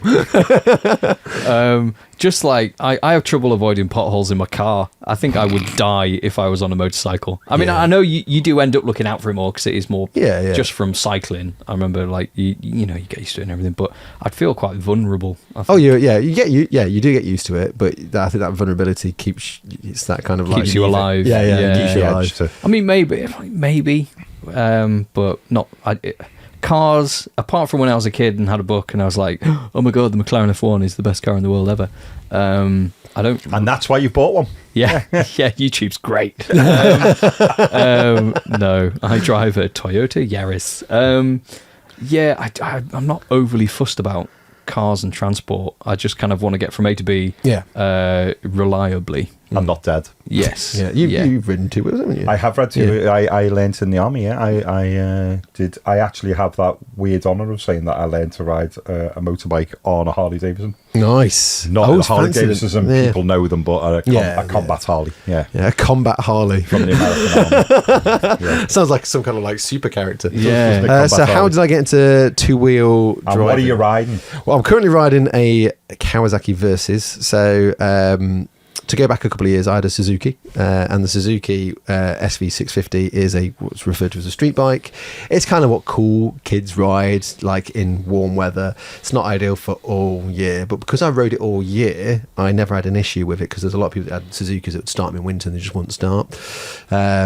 And because I'd used my bike all year for 13 years, through snow, sometimes if I was feeling a bit ballsy, as we've discovered, and then like rain, lots of rain, icy conditions, you kind of get used to those things, but it wasn't really the ideal bike for that. And because it got to the point where I've had it for 13 years, it was nearly dead. I'd got a new bike and I was looking around and I was like, I really want to get a Ninja. I like the look of Ninjas. But then practicalities kicked in. I've got kids. I'll be riding through, horrible conditions. I'm going to be doing it all year round. I want something that's got a bit more oomph to it. And a couple of people suggested a Versys, which is like, it has a Ninja engine, but it's a Tourer, but it looks more like a street bike. As the one I got had some more gummins on it, so it kind of ticks all the boxes, but it's great for all year round, and you can just hose it down when you've been for a ride and stuff like that. So that's what I'm currently riding, is a Versys 1000cc. I've discovered 1000cc doesn't really do much for me as a commuter, unless I'm going on the track. The opportunity to get that speed. So a guy in the garage said most people, if they're riding motorcycles for commuting, anything around a 400, 500 is probably better. Right. Because it has the same amount of oomph. Yeah. But and if I'm having a 650 to 1000, I don't notice that much difference, unless it's just been a gradual difference. But I've not really gone, I can definitely feel I'm riding a 1000cc, because of the way I ride. I'm just like, cool. I could have just anyone that's like thinking of getting a bike. So if you replace the Versys at some point, would you drop down? Oh yeah, absolutely. Yeah. I think if it was like I'm having another tour or something like that, I'd just go for like a 500 or something. But what got me into motorcycling was practicality, because I was going to university and I lived in the middle of nowhere. The bus route was, I think, 4 times a day. The bus would arrive, and it was either super early or like middle of the day. So either way, I'd be too early for work or uni, or too late. Walking was about, it didn't take long to walk. It's a couple of hours walk, but it was like, well, that's long for walking. But it was through country roads and stuff like that. So a bit hectic. So I got a motorcycle, and it was more through practicalities. And because I ride all year round, there's this thing that if you've been riding for 5 years, you're less likely to die. And the more you ride during a year, the more different you get exposed to different environments and different driving like levels, so usually there's like a springtime and an autumn time which has most motorcycle deaths, because you're like, hey, fair weather rider, and I ride in the sun, it rains, it still snows, it gets icy, crash, interesting, dead. Same for winter. You've gone through summer, it's been nice and sunny, you're like, I'm feeling really cocky, and go around that bend really fast, ice, rain, wind, dead.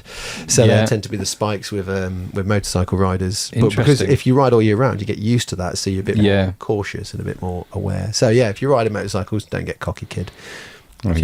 Just motorbike in shorts and flip-flops and you'll be fine. Oh yeah, absolutely. And as one guy I once had park outside Games Workshop Derby, he came on a custom chopper, got off, I don't think any of this was legal, came off a custom chopper, he had sandals, shorts and a German style helmet. No t-shirt, and his daughter on the back with sandals, miniskirt, and I'm like, as a father, I would like do anything to, if I was like in shorts and sandals and stuff like that as a dad, I'd be like, you're wearing full levers, mate. It was just like, totally, it was an idiot. So I never saw him again for a long time, so I don't know if he is alive the one that I always used to make people laugh was when I was based in Cyprus, I had an old Lambretta scooter, and at the time I used to do a lot of diving, and I had actually with a scooter. Yeah, a scooter. That's a good straight scooter. off the jetty. And I started helping a civilian English guy if he had large groups of people learning to dive. He'd sometimes say to me, "Can you come and help out? Just be an extra set of eyes." So I often used to go from my flat in the middle of Limassol down to the hotel district, and I would have my actual cylinder on my back with me gear, with me mask on my head, nice. and me fins over the ends of the over the ends of the handlebars.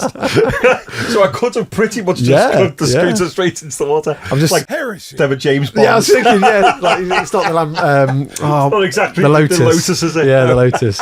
Yeah, not quite the same, but yeah, I like it's it. Just Brilliant. Nobody does. Just as he goes. Yeah. With the writer's strike going on, that'll be the next Bond film. Yeah, I reckon they'll be like, so. yeah, Probably. scooter. What they here could we ask go. is we could write it. Yeah, We've got that. yeah, We could do we're not union, so it's fine. Yeah. Oh dear. Right, where are we up to now? Biking. We've done biscuits. What's your favourite bikie unit in any tabletop game? I have no idea. Attal and Jackals, 40k. Oh, good answer. That's a good answer, actually. Yeah. Simple. Mine would be the I can't remember the name of them or remember the name of the actual faction, but in Infinity, there was a Chinese/Japanese faction, and the motorbikes looked a lot like the motorbike from Akira. Oh, And they cool. were very, very cool. Yeah, I that can't sounds remember what they cool. were called, but they were a great looking bike unit. Yeah. I'm going to answer this one vaguely, and then we're going to move on. When are you getting Chapter Master Valrak on the channel? There's a lot of people want to get on the channel. I just went away from to say yes. Yeah. Maybe there's plans, maybe there's not. Who knows? Next question. I've got Richard McPherson. Brace yourselves, guys. Literally brace yourselves. Okay. What would happen if you took a stool hardener, a softener, a laxative, and an Imodium all at the same time? I know the answer to this. Oh, God! I was hoping none of us knew the answer to that. The answer is You die? no. It just take you a really, really long time to then just yourself. Wow. Didn't know there'd be an answer, but I suppose there would be, yeah. Science gets involved. Yeah. Okay. Nice. Yeah. Wow. Crikey. Do you guys? Do you think you guys will ever arrange a Patreon meetup, maybe at an event, pub, or down the park? Should do. Definitely. Yeah. At some We point should in do, the shouldn't we? future. Probably not down the park. I think that's a That'd be a bit weird. I'm banned from my park anyway. yeah. You alternate with like brown paper bags with bottles in, and Well, it's my cut-off trousers and that Mac. Oh, of course, yeah. From a previous show we talked about. Nice segue. we're at UK Games Expo on the Sunday. We aren't are. we? We Yep, are going to be yep, at UK yep. Games Expo on the Sunday, so that'll that's Sunday be the 4th of June. yeah, that'll be our next saying hello to everyone sort of Yeah. thing. But yeah, potentially. There's so many things to think about. There's so many plates spinning, and yeah, we'll figure it out. And even like from like conversations on our chat shows, we get sidetracked. We kind of do that a little bit with our work as well. Yeah. It's like, let's try this thing. Let's try that thing. Yeah, yeah. So yeah, not just like meeting up and Hopefully stuff. no one will notice there hasn't been any more Necromancer. yeah. Oh, there will Yeah. be. I want to play more. Totally want to play more. Absolutely. Do you want to go next? I've got James Baines. Are there any plans in the future for each of you all to have some form of video on the channel, like Pat's study of Iron Hands, when the Iron Warriors when the channel first started was great, sort of like that, where each creator picks a topic, has an individual video or set if videos dedicated to learning something new or showing off something they already know or already working on. I'd like to do something about airbrushing because I'm new to it, so like watching a bunch of airbrushing videos, going on some like Siege Studio tuitions, and then like doing a video talking about my learning. That'd be quite good fun because I'm learning and I'm downloading that information onto a video. Yeah, I think at the minute I find it difficult to find the time to be in my own videos and stuff like that, and do chores around the house and be a boyfriend and still do jobs and all that sort of stuff. I have started painting Custodes Army, as I mentioned. I think ideally maybe like a video a month I'd like to do for myself, where I'm just sort of like learning stuff. So I did the kind of, I'm going to try and figure out how to paint Iron Warriors, and did to a certain extent. This one that I'm doing with the Custodes is just being like, I'm going to paint every Custodes model I own, which is already a lie because I've got another set of bikes that I just really couldn't be bothered to build. I know that feeling. And I hate painting the bikes already because I haven't put them on the stands, and then it's like, how do you hold it and paint it? And I hate them. So I mean, yeah, I think I'm going to try and approach everything from a hey, I'm not very good at anything, this is how I'm going to try and approach something and learn how to do it. So painting your first army or whatever. Yeah. Cool. Cool. You got one? Question. Yes, obligatory Aussie question. As you all seem wise and knowledgeable in the ways of biscuits, have you tried Tim Tams? And if so, what do you think? I have tried Tim I Tams. haven't. I haven't. They're no. quite nice. What are they most like? It's been a while since I've tasted them, so I'm like trying to when you've tasted something Yeah. and you enjoyed it, and then someone asks you the question, puts you on the spot, and you're like, Yeah, you can't remember. I can't remember. I'm trying to think. Apparently, they come in a variety of flavours. Yeah, so I think if I remember rightly, the one I had felt a bit more like, would I say a rich tea or malted milk kind of thing? Possibly. I thought they were like a thick thing with like layers. Are they not like that? Yeah. Oh, yeah, they are. Yeah. Oh, okay. I'm talking about the biscuit itself, not like all the flavours Oh, inside sorry, it. I do But apologise. I can't actually remember, but I've definitely had them. I remember them being Apparently, nice and you enjoying can them. eat if you eat the diagonal corners off them, you can use them like as a straw for a cup of tea. Oh, interesting. The only thing I know about Aussie confectionery was because my sister cycled from one side to the other, and she sent me a picture. I think it was like of an ice cream, and it's called a salty golden gay time. That's nice. Yeah. I like to try one of those. Okay, moving on. Oh, there's Andrew Gibson. Yeah, Andrew Gibson. We did we him answered that before we even again. started questions, didn't we? Is there a movie, TV, or book franchise you'd love to see in miniature form from Faces and Bases? Ooh. Or I gave this some thoughts, and there are so many that you go, oh, them, and you go, oh, no, there is a game of that. Oh, how about that? Oh, there is a game of that. No, about that, there is a game of that. Yeah. I'd like to see, even though, again, we're sort of going back to the thing that Bob's been working on, I'd maybe like to see Combat on Mars from The Expanse would be one for me. Oh, cool. Yeah. I got that Mars book. That's good. Read the question exactly again. Sorry. Is there a movie, TV, or book franchise you'd love to franchise is see in miniature form? Yes, book franchise. Trust the Legend.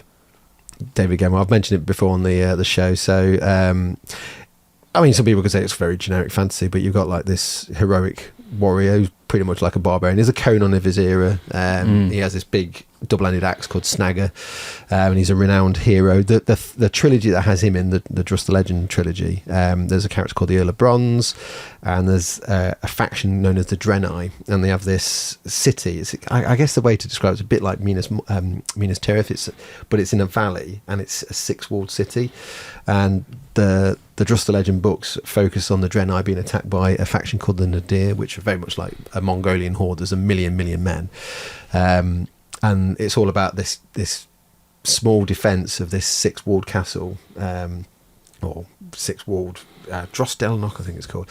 And they just keep working their way back. And eventually, like, spoilers, Dross gets poisoned and is dying, and he has to fight and use his last bit of life to hold the last wall. And then at this point, there's a cowardly character who's a bit of a rogue called Regnak, and he becomes some kind of mythical warrior known as the Earl of Bronze. And there's always been this character called the Earl of Bronze, and there's like different people that have become the Earl of Bronze. I think it's like a hereditary thing, and he discovers he's the Earl of Bronze, and he has this bronze arm, and it just turns him into a bit of a badass. And he ends up like rallying everyone at the end. But there's like loads of cool factions, and there's like a weird mythical group of temple priests called the 30, because there's only 30. Good. And they're like really badass, like warrior priests. I guess Knight Jedi is a good way to describe them. I remember one book, and I can't remember which book it is now, because there's so many like offshoots of it that are like focused on different characters. But there's a bit where they're all in meditation, and they all form. It sounds a bit like Power Rangers, but they all form a super knight. They use their spiritual body, and they all form a super knight, because there's a bunch of enemy version of the 30, and there might be even 30 of them, and they have like this weird spiritual fight as like a giant avatar of knights. But when like one of the arm gets hit, I think a couple of the 30 just collapse and die. Yeah. Where they are sat in their temple. So you'd have that in miniature form. Oh, just that whole range of like the Draenei and the Nadir, the Cthulhu, which are like Arab Saracen kind of guys. There's just loads of little factions and stuff there. But yeah, I'd love that. That would be great. Yeah. Trust the Legend, though. I bet someone will probably in the comments go, "There is. Check this Kickstarter out." I'll be like, "Oh my god, Yeah, I did not know about this." I don't know. I'm a huge fan of Firefly, so I think that would be really cool. Having all the crew of the Serenity and all that kind of thing, like doing some nonsense and shenanigans. But yeah, I don't know. I think you remember a long time back you talked about a James Bond-esque game where you Yes, can do yeah. quite cool sort of Bond-esque moments.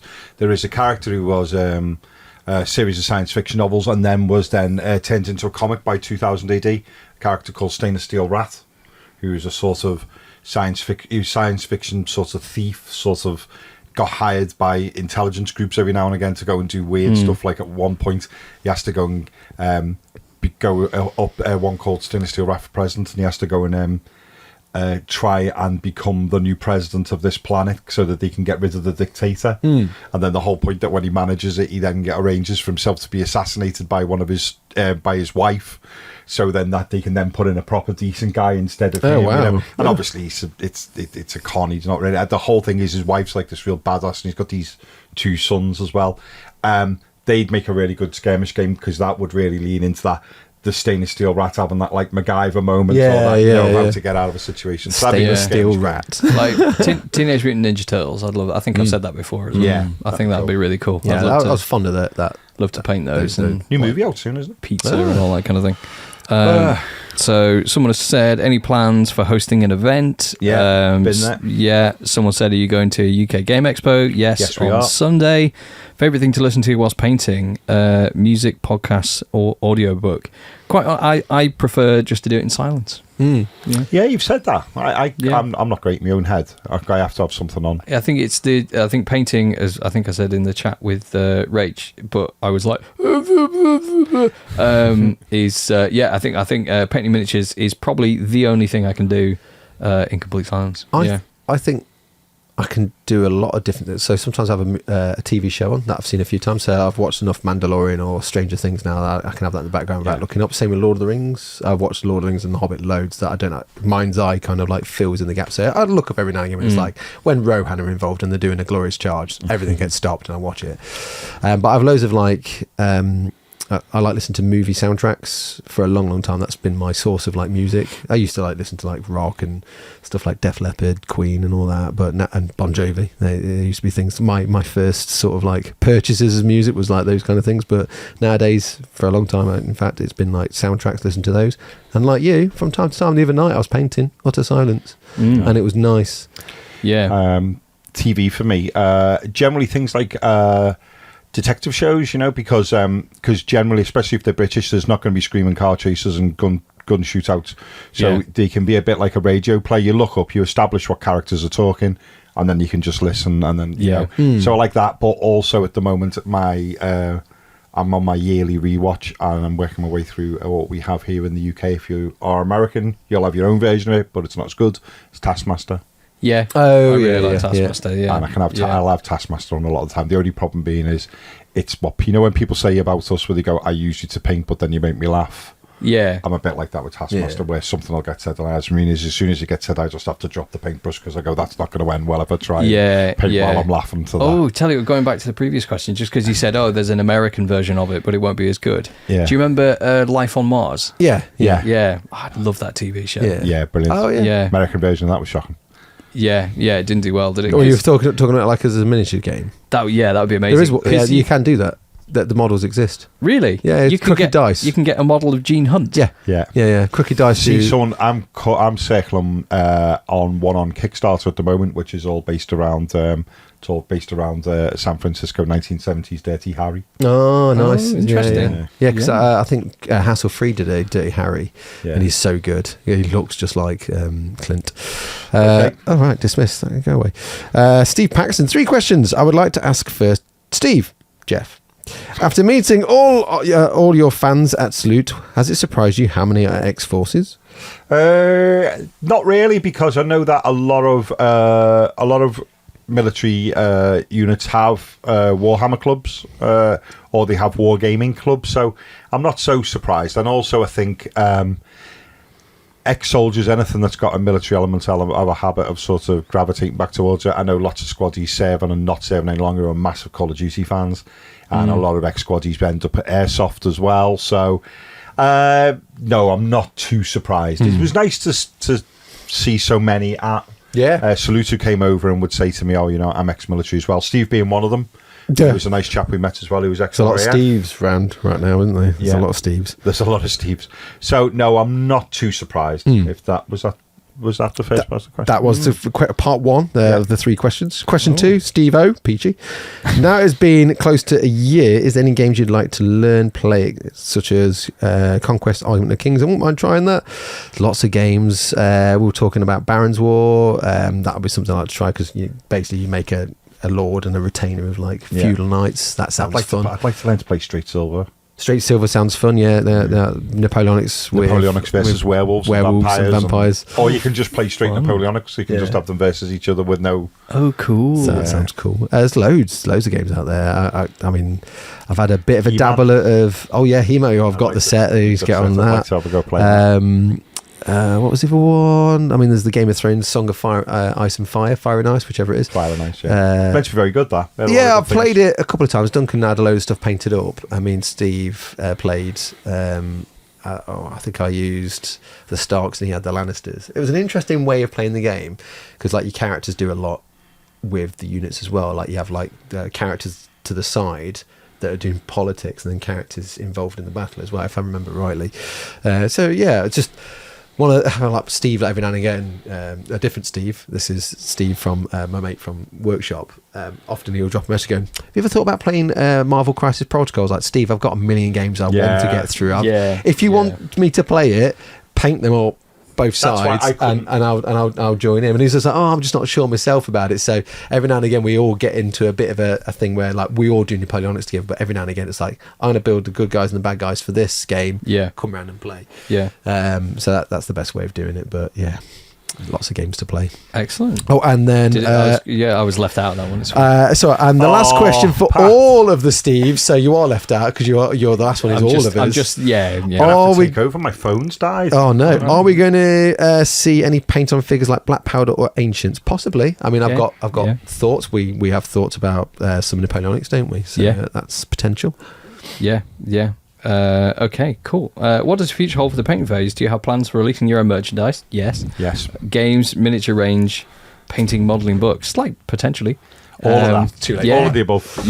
Everything. All of it. Yeah, we're going to take over the world. I want us to have our own Battle Report channel, our own painting channel, our own streaming channel, our own D&D channel, our own commission studio. Yeah, because it's interesting. Like with the YouTube format, say to you look at like the really popular guys that are kind of the channel gets big, and then they turn themselves into like a brand. Is it like KSI as an example has like a drink that people pay loads of money for? And then they try and get that big enough that Coca-Cola goes, oh, this is competition now, we're going to buy it. And then they have hundreds of millions in the bank and all that kind of thing. So and like Corridor Crew I really like. We're gonna do the same with like KSI. We're gonna have a energy drink, but it's meat flavored, so it could be called Prime Rib.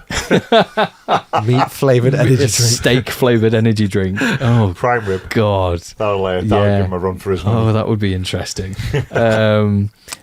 Corridor Crew, they have their own like subscription service, like in case like YouTube, like if Elon Musk buys YouTube and then it all just goes crash. I think he's learned his lesson after buying Twitter, to be honest. I don't think he'll be going anywhere near any of them again. Is he put someone else in charge now? Yeah. Could you just point the mic towards it, Jeff? It's just slowly. There we go. Oh yeah, there we go. I can hear you now. Well, I could hear you, but I can hear you better. Favorite TV show growing up? Futurama for me. Oh God, how young are you? He-Man. Yeah, that'll be my earliest sort of like really getting into like cartoons and stuff like He-Man. X-Men I enjoyed, but it's not as lasting a memory. I don't know, either A-Team or Knight Rider, just to show me age.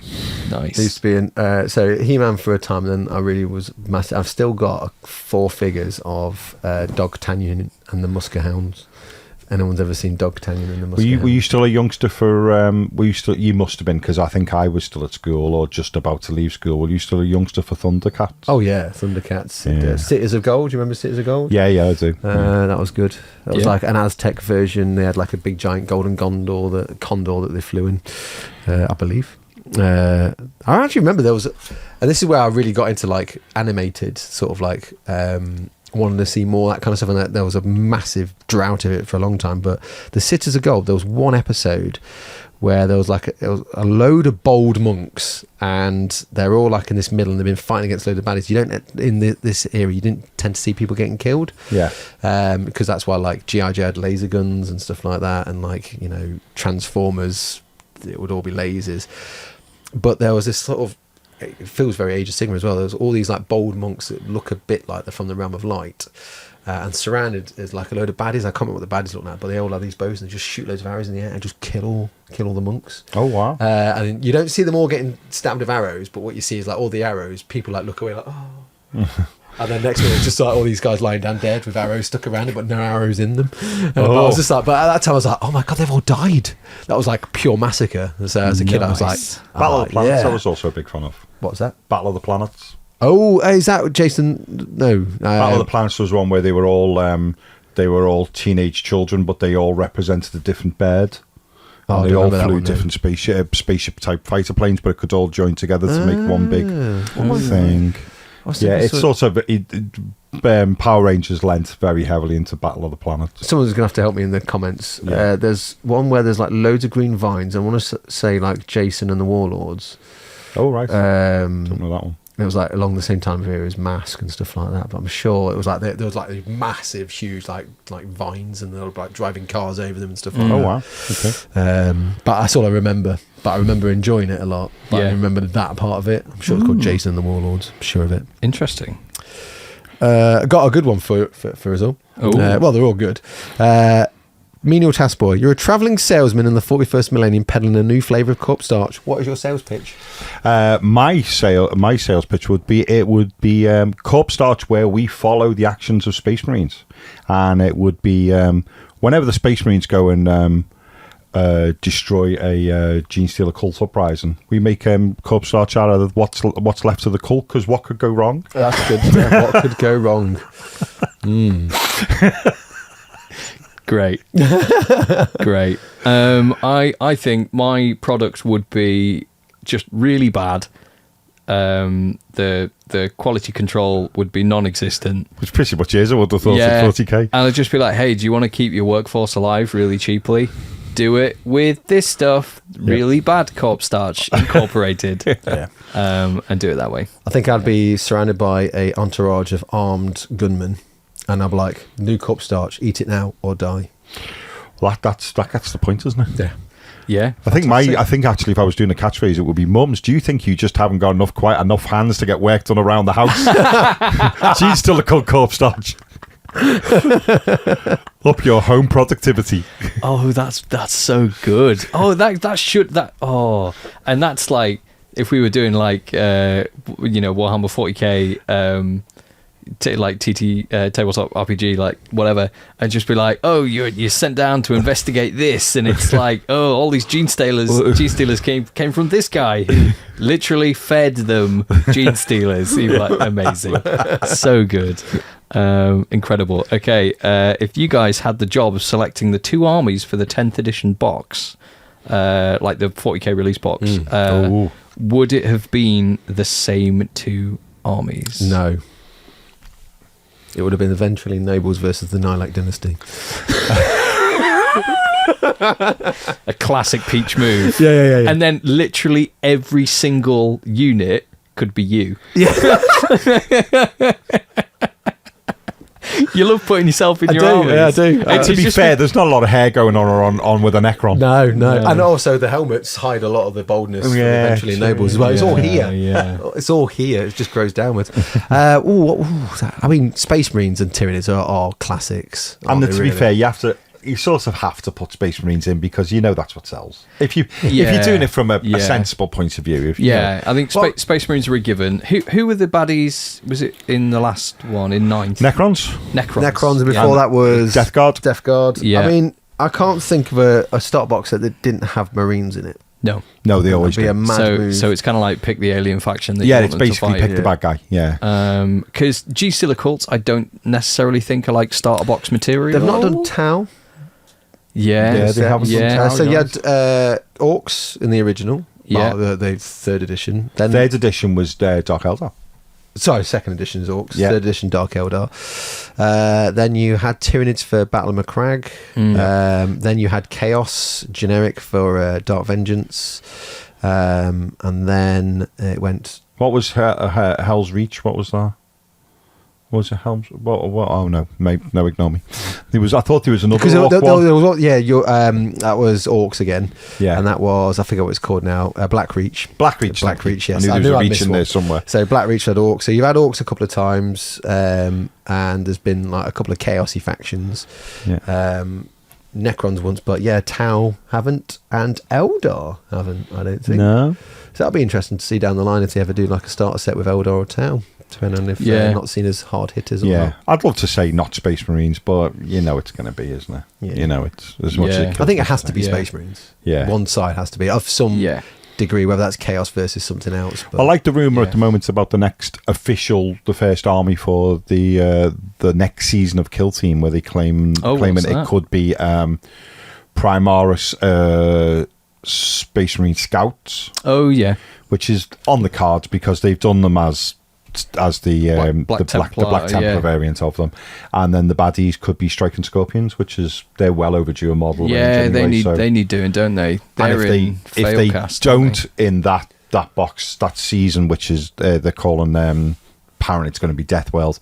That's how they will finally, I think, update the Catch-Chan infantry squad. That'd be nice. Yeah, because it's well overdue. Yeah, yeah. Absolutely. I was talking about it on Discord over the weekend, actually. Cool. The heavy weapon squads and the command squads were the fine. latest. Yeah, and they're fine, and they look great. It's the rank and file, isn't it? They look ridiculous.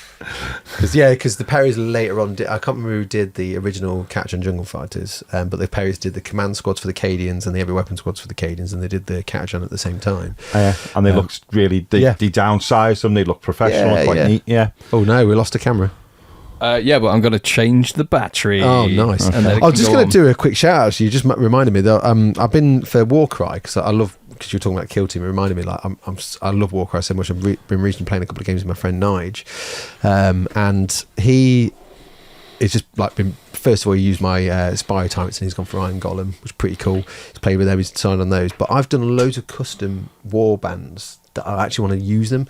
So I've done a load of Sisters of Sigmar, but I use the free guild rules, and I was like, for someone like Nige who doesn't know what the free guild are, because you have like a picture of the unit and then you have the stats, and I'll be like, this person's this kind of unit, this person, and it gets really clunky. And a guy from Optimal Game State, it's on Instagram, he dropped me a message going, I've got an app where you can make your own cards, and he sent me the link. Oh, cool. That's really nice of him. And he's done like a couple of like mock-ups for some of my stuff. So I've literally you can either customize, just make your own, so you can like change the stats and put a photo in. I'm not great at like doing PNG files and stuff like that because I'm not great at Photoshop, but I've got like some images randomly placed in the short term until I get a bit more skilled at Photoshopping. But yeah, you can just put an image in and then you can change the stats. But if you go further down, it also has a list of like stats that you can pick from. So instead of like sitting there tediously going, I've got my card, it's 5 move, you can just 4 defense. You just go click on that one, drop down menu, and it just fills all the details. And you just need to put a picture on. Excellent. But you get like a bit of text. So you can put like name and like a subcategory underneath it. So I've been putting like what the units are, like Sisters of Sigmar, and then what they're supposed to be, which is like Free Guild Guard or whatever. Cool. So if anyone's playing against me, I will have official cards for my stuff. So I just want to give him a quick shout out because that was really, really handy. Wonderful. Getting that. Can I do a quick? I'm going to try and do a quick speed round. Go on. Potentially. Fast fire. Yeah, this could go really wrong. I love it. Strap yourself in, Peachy. The first one from Andrew Harrowing. Jeez, I can't talk today. Andrew Harrowing. He asks a harrowing question. Where do babies come from? They come from stalks. Yeah. Yep, that's true. Yep. Yeah. So what I've always been told. Yeah. Yeah, that's it. Excellent. What faction would you pick for each other in Star Wars Legion, and why would Pat get Ewoks? Sorry. Yeah, I've seen that. Sorry, I've seen that. Yeah, it's quite funny. Wookiees or... yeah, Tusken Raiders. Yeah. Because Do I they like the have- idea of shouting at anybody in my back garden. Yeah. All right, then. And anytime you killed someone, you could just hold the spear. Hit me hard. What would I be? I think I'd be a battle droid, aren't I? Roger. No, you really love your clone armor. I do. Like Yeah, clones. no, I do like I was thinking like I think because you get into it and you play like role play a bit when you're gaming. So I think you'd be great as like Imperial like officers and stuff. I did, it was my first Star Wars Legion force was to do Imperials. You do wear big black boots, so you're I do, halfway there. Yeah. Okay. I love them clones that are Ahsoka's clones. Oh They're yes, awesome the to look at. 332nd Yeah, Battalion, I think. Something I'm trying to along be those really lines. geeky and get the Yeah, name right. they're I cool. probably murdered it. Assuming you've had milestones you wanted to achieve when you started this venture, do you believe you're on track? Maybe. Yeah, it's hard to say because there's lots of things I want to still do, and we've not got around to doing it yet. But then I'm constantly surprised by how we're hitting numbers. We're getting like a nice steady sort of increase in like views and subs. I'm just pleased. No, I'm just pleased when I hated. Well, I think that's. Oh, I'm sure we are. Yeah, but I like the fact that most of the people who hate us just keep it to themselves. That's fine. Do they? Yeah, mostly. Mostly. Yeah. They only come out at night mostly. They mostly comment on shorts. They do. And that's even now. I just don't read the short comments anymore. That's the I best just way love around. it, right? So we put a video out. I'll see the comments and like respond to as many as I can and stuff like that. But even now, like, how long has it been since Greg has been the Cursed Kit Bash, the first kit? Oh, It's about a year. Greg is from about. Did we do Greg sort of late summer last year, about Something June, like July, that. Yeah. wasn't he? Yeah. She, sorry. Yeah. So even now, it's getting still the traction. It's still getting the hate. Some people just don't get it. The hate makes and I love it. Greg funnier. Oh yeah, I love it. I just love how triggered people are. Like, this is ridiculous. Why is this even a video? Like, oh, God. Yeah. Love it. I think the most serious comment that I saw on it of how upset someone was, where they were like, "You're doing this when there's children that can't afford Warhammer." That really got me. Because it's all like there's starving kids in Africa when a kid doesn't eat their food or something like that. I mean, They'll have gone off by the time I send them to my son's dinner. Then I actually, because Mum would say that when we were having like jam sandwiches and stuff like that, she'd be like, if you don't finish it off, there's kids starving in Africa. And so one day I just found an envelope and started putting them in there. I was like, can you send it? Because I had no concept of how far Africa was. Oh, right, yeah. It was always the That's a very good point. Yeah. And we've given people models every month since January. You haven't don't we? have to So we defend do yourself, man. no, you don't. give No, away quite. things. Bollocks We're to- just having a bit of fun. Yeah. What miniature are you most proud of? Doesn't have to be the overall paint job, but maybe you're proud of trying or mastering a particular technique, or you did a nice conversion. Oh, I'll get you guys answering first while I think. I haven't even painted it yet, but I think the miniature I'm most proud of is my Pete the Wargamer special. Nice, yeah. geez, I've Pete even put it up, didn't he, on his own page? He put a short of building it, and Yeah. I'm yet to paint it, but I can't wait. You don't want to paint it because you don't want to ruin it, do you?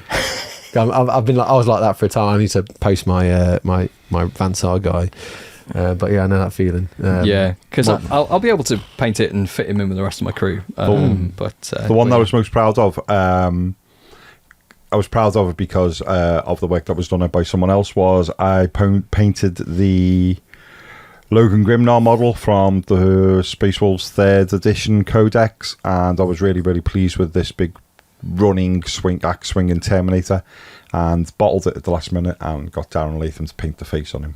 I remember yes, you we telling said, us that story. and it turned into a really, really nice looking miniature, mostly thanks to him. Yeah. But I was quite proud of that. And Nice. when I sold him with the whole army, I did have a little bit of a cry. Yeah. But that was probably my favourite miniature. I've painted a lot.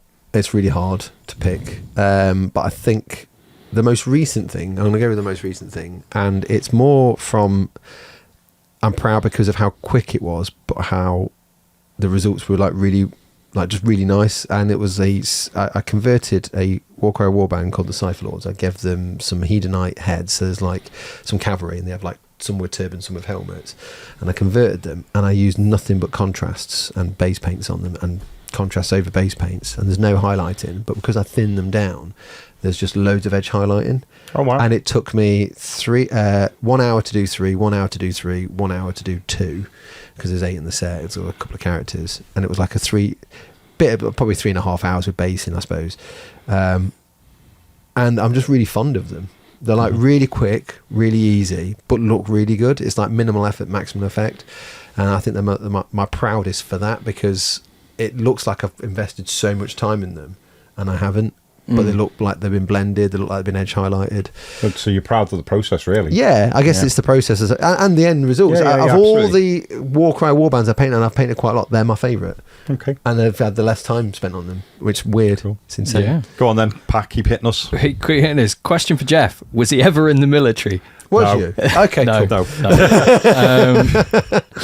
No. How many Jaffa cakes could you eat in an hour? What, cakes or boxes? Yeah, I was going to say boxes, because you get that big, like, Yards of Jaffa cakes. Yeah, could you eat a yard of Jaffa cakes? Yeah, in an hour? I could I nail could a yard comfortably. in I an could hour, comfortably. yeah. I mean, the box itself takes me like 30 minutes. Yeah, I could do that. Question for Peach: how do you balance miniature painting / hobby as a source of income, but still enjoy it? I paint different stuff outside of hours. Yeah. That's the way I've always done it. So if I'm doing something 40k for here, I'll do something Lord of the Rings, Napoleonic, whatever. Also, I just paint what gets me excited when I'm at home. Yeah. My recent post, one of the recent posts on YouTube was those weird rebel stormtroopers. Yeah. I just wanted to paint some stormtroopers that didn't look like normal stormtroopers, because they've all got like ad hoc gear on and stuff, and I just gave them like What's they call them? Remnants, isn't it? Yeah, Remnant so stormtroopers. and thank you to Ian from Dark Blade Workshop as well. He sent me a bunch of extras. He just said, I'll just print you some stuff out, because he saw I bought them off eBay, and he was like, I'll just send you some stuff. So I'm going to work through a load more. But I just really like the ad hoc look, because you've got scout helmets with like a shore trooper gauntlet, shore trooper leg, scout armor, stormtrooper legging, a random cloak and stuff like that. It just looks so cool. Yeah, as I've a range. seen them. They're really nice. Really nice.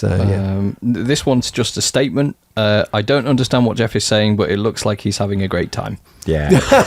That's pretty much how it goes with the wife, to be fair. I just leave him to it. He looks happy. There we go. Playing in the sand and eating crayons. This one, when you hit 100,000 subscribers, would you consider a very drunken game of 40k? Yes. Yes. Yeah, cool. Yeah. We should do a very drunk and paint the stuff up, Oh, and then a very drunk play the game. play the game. Yeah. What is your favourite colour to use? The one that you always look for an excuse to use? Incubi Darkness, or an equivalent. Yeah. That mid green, is it warpstone? Yes. Whatever. Warpstone Yeah, because blue. I really love painting green cloaks. Excellent. I really streaking grime technically isn't a colour, is it? It is if you want it to be. Yeah, I really like streaking grime because it's just like I'm in a rush and I'm not very good. How do I make it look better? Streaking grime. And It does such an amazingly good job of angering people as well, so there's always that. Yeah. Why do people get angry about it? No, it's just when we did the video where you did your grimdark video with all the arms. Oh yeah. See Icarus flying too close to the sun from a reference about an hour and a half ago. I did another stupid video with like a marine with like 6 arms, and just put loads of streaking grime on it. You look wicked. I really like streaking grime. I really like faded green from AK. Yeah, it's a nice colour, that. And mint green is also really nice. Faded green always reminds me of like old-fashioned surgical clothes. Yes, yeah. So I kind of stumbled on that one, and I'm happy.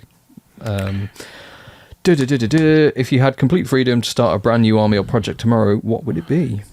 Ooh, brand new army. Oh God! If I had everything done or there's nothing, I was like, Peachy, just sit in this room for a month. We'll fill you full of tea and cake. Just paint. That sounds like What's coming to your head now? What do you want to paint? I'll be like, I want to paint a French army. Yeah, Napoleonic French army. yeah. Cool. Of all the trimmings. Sisters for me. Really love a sisters army, but I'm not starting a new army. I've been really good with that. So the 2 armies I always wanted to own is just since I've come back is Sisters and Gene Steel Cult. So I managed it with Gene Steel Cult, thankfully, for winning them. And I 2 armies have got painted, so you don't have to. You can just play games with them. But I do really love Sisters. Yeah. I'm painting my Custodes, so I'm psyched for that. Black Templars do look quite cool. Black Templars, sorry. And I want to paint my orcs as well. And But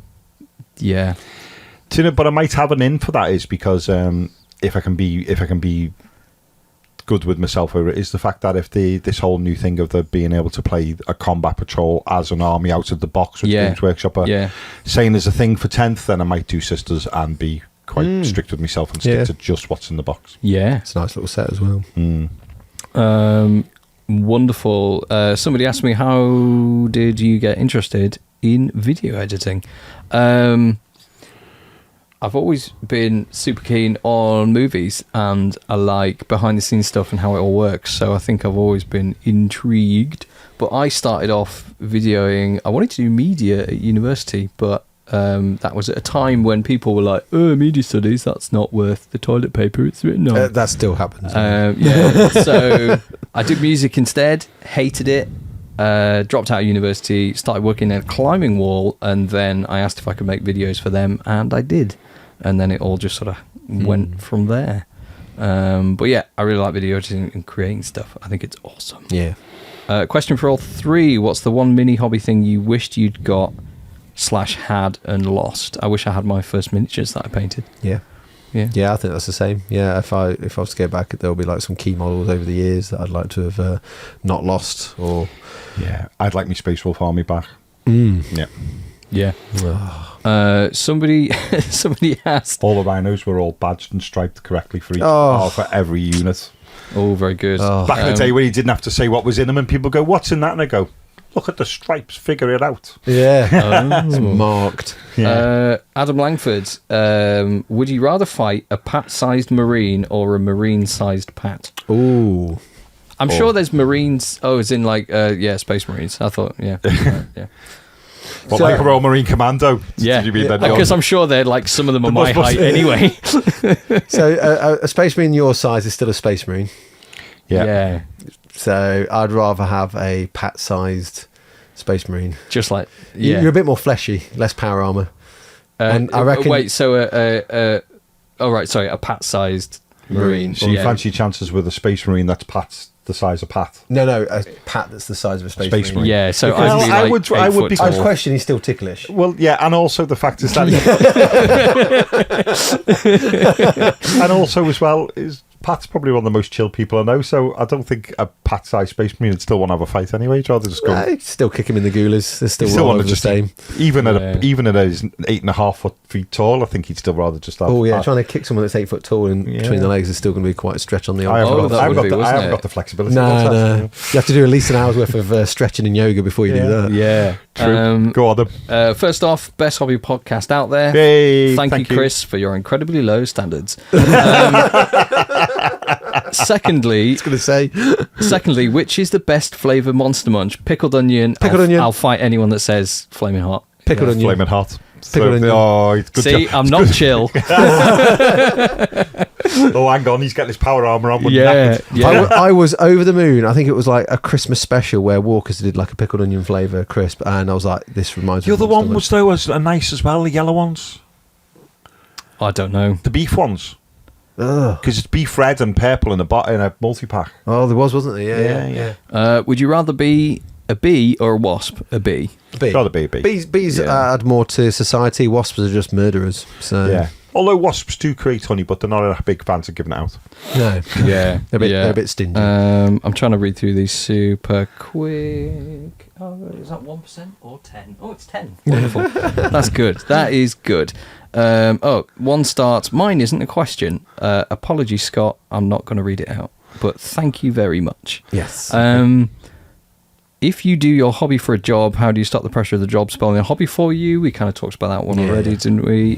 What is more important to you, the game itself or the miniatures for it? Is playing the game sometimes only a justification for buying more miniatures? I find the game is a nice excuse to use the miniatures you spent time painting. This is just personally because some people love the game and don't like painting. I find for me, the game is a mechanic to use those painted miniatures, and that game does change over time. So it's not really the game that I'm invested in, it's the miniatures that I'm using and the backgrounds and giving them. I'm going to quote the policeman out of Hoffers, what he said.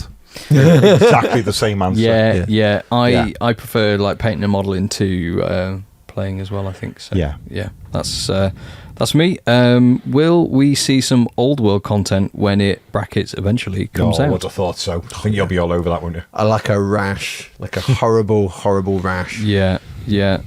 Leo asks another question. How do you guys deal with the dreaded hobby burnout video coming soon? Yes, yeah, absolutely. So that should be a fun one. How did an active barber become a host on the best mini podcast on We've earth? done that one. We've talked about that already. yeah, we did that. You Yeah. catch up with the peach now. Oh, and then Darcy. Right, I'll start at the bottom and go up then. Yeah. What is your favourite piece of lore from any wargaming IP that you follow? Shall I go first? Go for it. I used to play Infinity, and Infinity was the idea the human race had gone out into space and started to settle on other planets. But the first people to go out was a conglomeration of Russians, Brits, Americans, and the Spanish, and they got lost. So when the rest of the human race eventually decides to have a second go and find them, they look like 21st century standard combat infantry. And everybody else is now in like sleek power suits. So I like the idea of a lost faction of people. That's interesting. Yeah. I think it's going to be lame, but I don't care. I think it's going to be Drakari. I like their lore. I like how you have the Eldar, which are just pleasuring themselves to death. The Eldar, so they were referred to as the Elder, and then you had the Craft Wielders. We're just like, this is getting weird, guys. We're going to leave the party early. So they get in their ships and start flying off going, that was weird, wasn't it, Jeff? Yes, it was weird. I'm glad we got it out. That's what you're talking to me for. I'm still pleasuring myself to death on the planet. And then you got then you got the Drakari just going, it's not as, bondagey enough. Let's make our own little webway and go down there and make it a little bit more bondagey. Oh, I might leave the party for that. Yeah. And then eventually, so they're in the webway doing their own thing, being a bit sadistic. And then you got those that just, pleasure themselves into a coma, and then Solanesh exists and explodes, kills a few craft worlds, but most of the Drakari just continue that trend to a certain degree, but are very mindful of getting out into real space too much because it ages them and hurts them a bit. That's why they have to kill people, because it pleasures them and makes them feel more rejuvenated. Cool. Sounds like a good bit of lore. Base it a bit of a sadomasochism. I'm all about that right now. Fair enough. To each their own. You do you, babe. I do regularly. My answer to that is I don't feel educated enough to give an answer. Another question from Andrew. If you put on a flag on a submarine, does it make it substandard? Oh, very clever. Yes, it does. They do put flags on submarines, but only when they submerge and are coming back into port or leaving port. Oh. They will fly whatever, I can't remember, unfortunately, the name of the Royal Navy flag, but they will. So you do have some. I thought that was the Union Jack, and then the actual, what people think is the Union Jack is known as the Union flag. The Union flag is the correct name for the Union Jack, but the flag of the Royal Navy is the Cross of St. George, but with the Union Jack in the corner, isn't it? I thought that was actually that flag with the cross with the Union flag. Yeah, I thought that was called the Union Jack. That might be called the Union Jack, and people are getting it the wrong way around. But so they do have a flag on a submarine, out of port and into port. When they come up. Yeah. I'm going to be probably corrected in the comments, and that's fine because it was a long time ago, but I'm sure Liz's granddad Charlie, who served on HMS Belfast, corrected me and called it that's the Union flag, and then as in the UK banner, and then the thing on the Royal Navy one is the Union Jack. I will bow to your greater knowledge. Well, it was about 10 years ago I had that conversation, so and don't bow too low. I have no idea. I really wanted to start making hobby videos recently, and I was wondering if you guys had any advice for starting out fresh. Don't listen to the comments. Ignore them. I'd say just do it. Yeah. The best way to learn, I think, is by doing. And if you sit there planning, you just won't do it. And I think the best way of learning is from your mistakes. So something I was told by a couple of people, and I think it's really good advice, is whatever you put out, it can only get better. So don't sit there trying to go, I need this tech, I need to refine this to make it better. People don't know what worse is for you until you've put your video out. And then once you put your video out, you just tweak it, and each time you tweak it, it gets better. It's okay to put content out and then learn from that content and make it better. What would be bad is to make good content, then it progressively gets worse. Yeah. That's like the wrong way to do it. So what most people do is like, it's okay to put content out and then just improve on it. So don't go all the gear, no idea. Build up to it. Yeah, I think consistency is quite key in YouTube as well. Yeah. For people to be like, oh, they release more videos and all that kind of thing. Which one of you would perform the best at one of the other's jobs from outside / before the painting phase? I don't think I would do very well as a videographer. Wedding videographer, barber, painter presenter.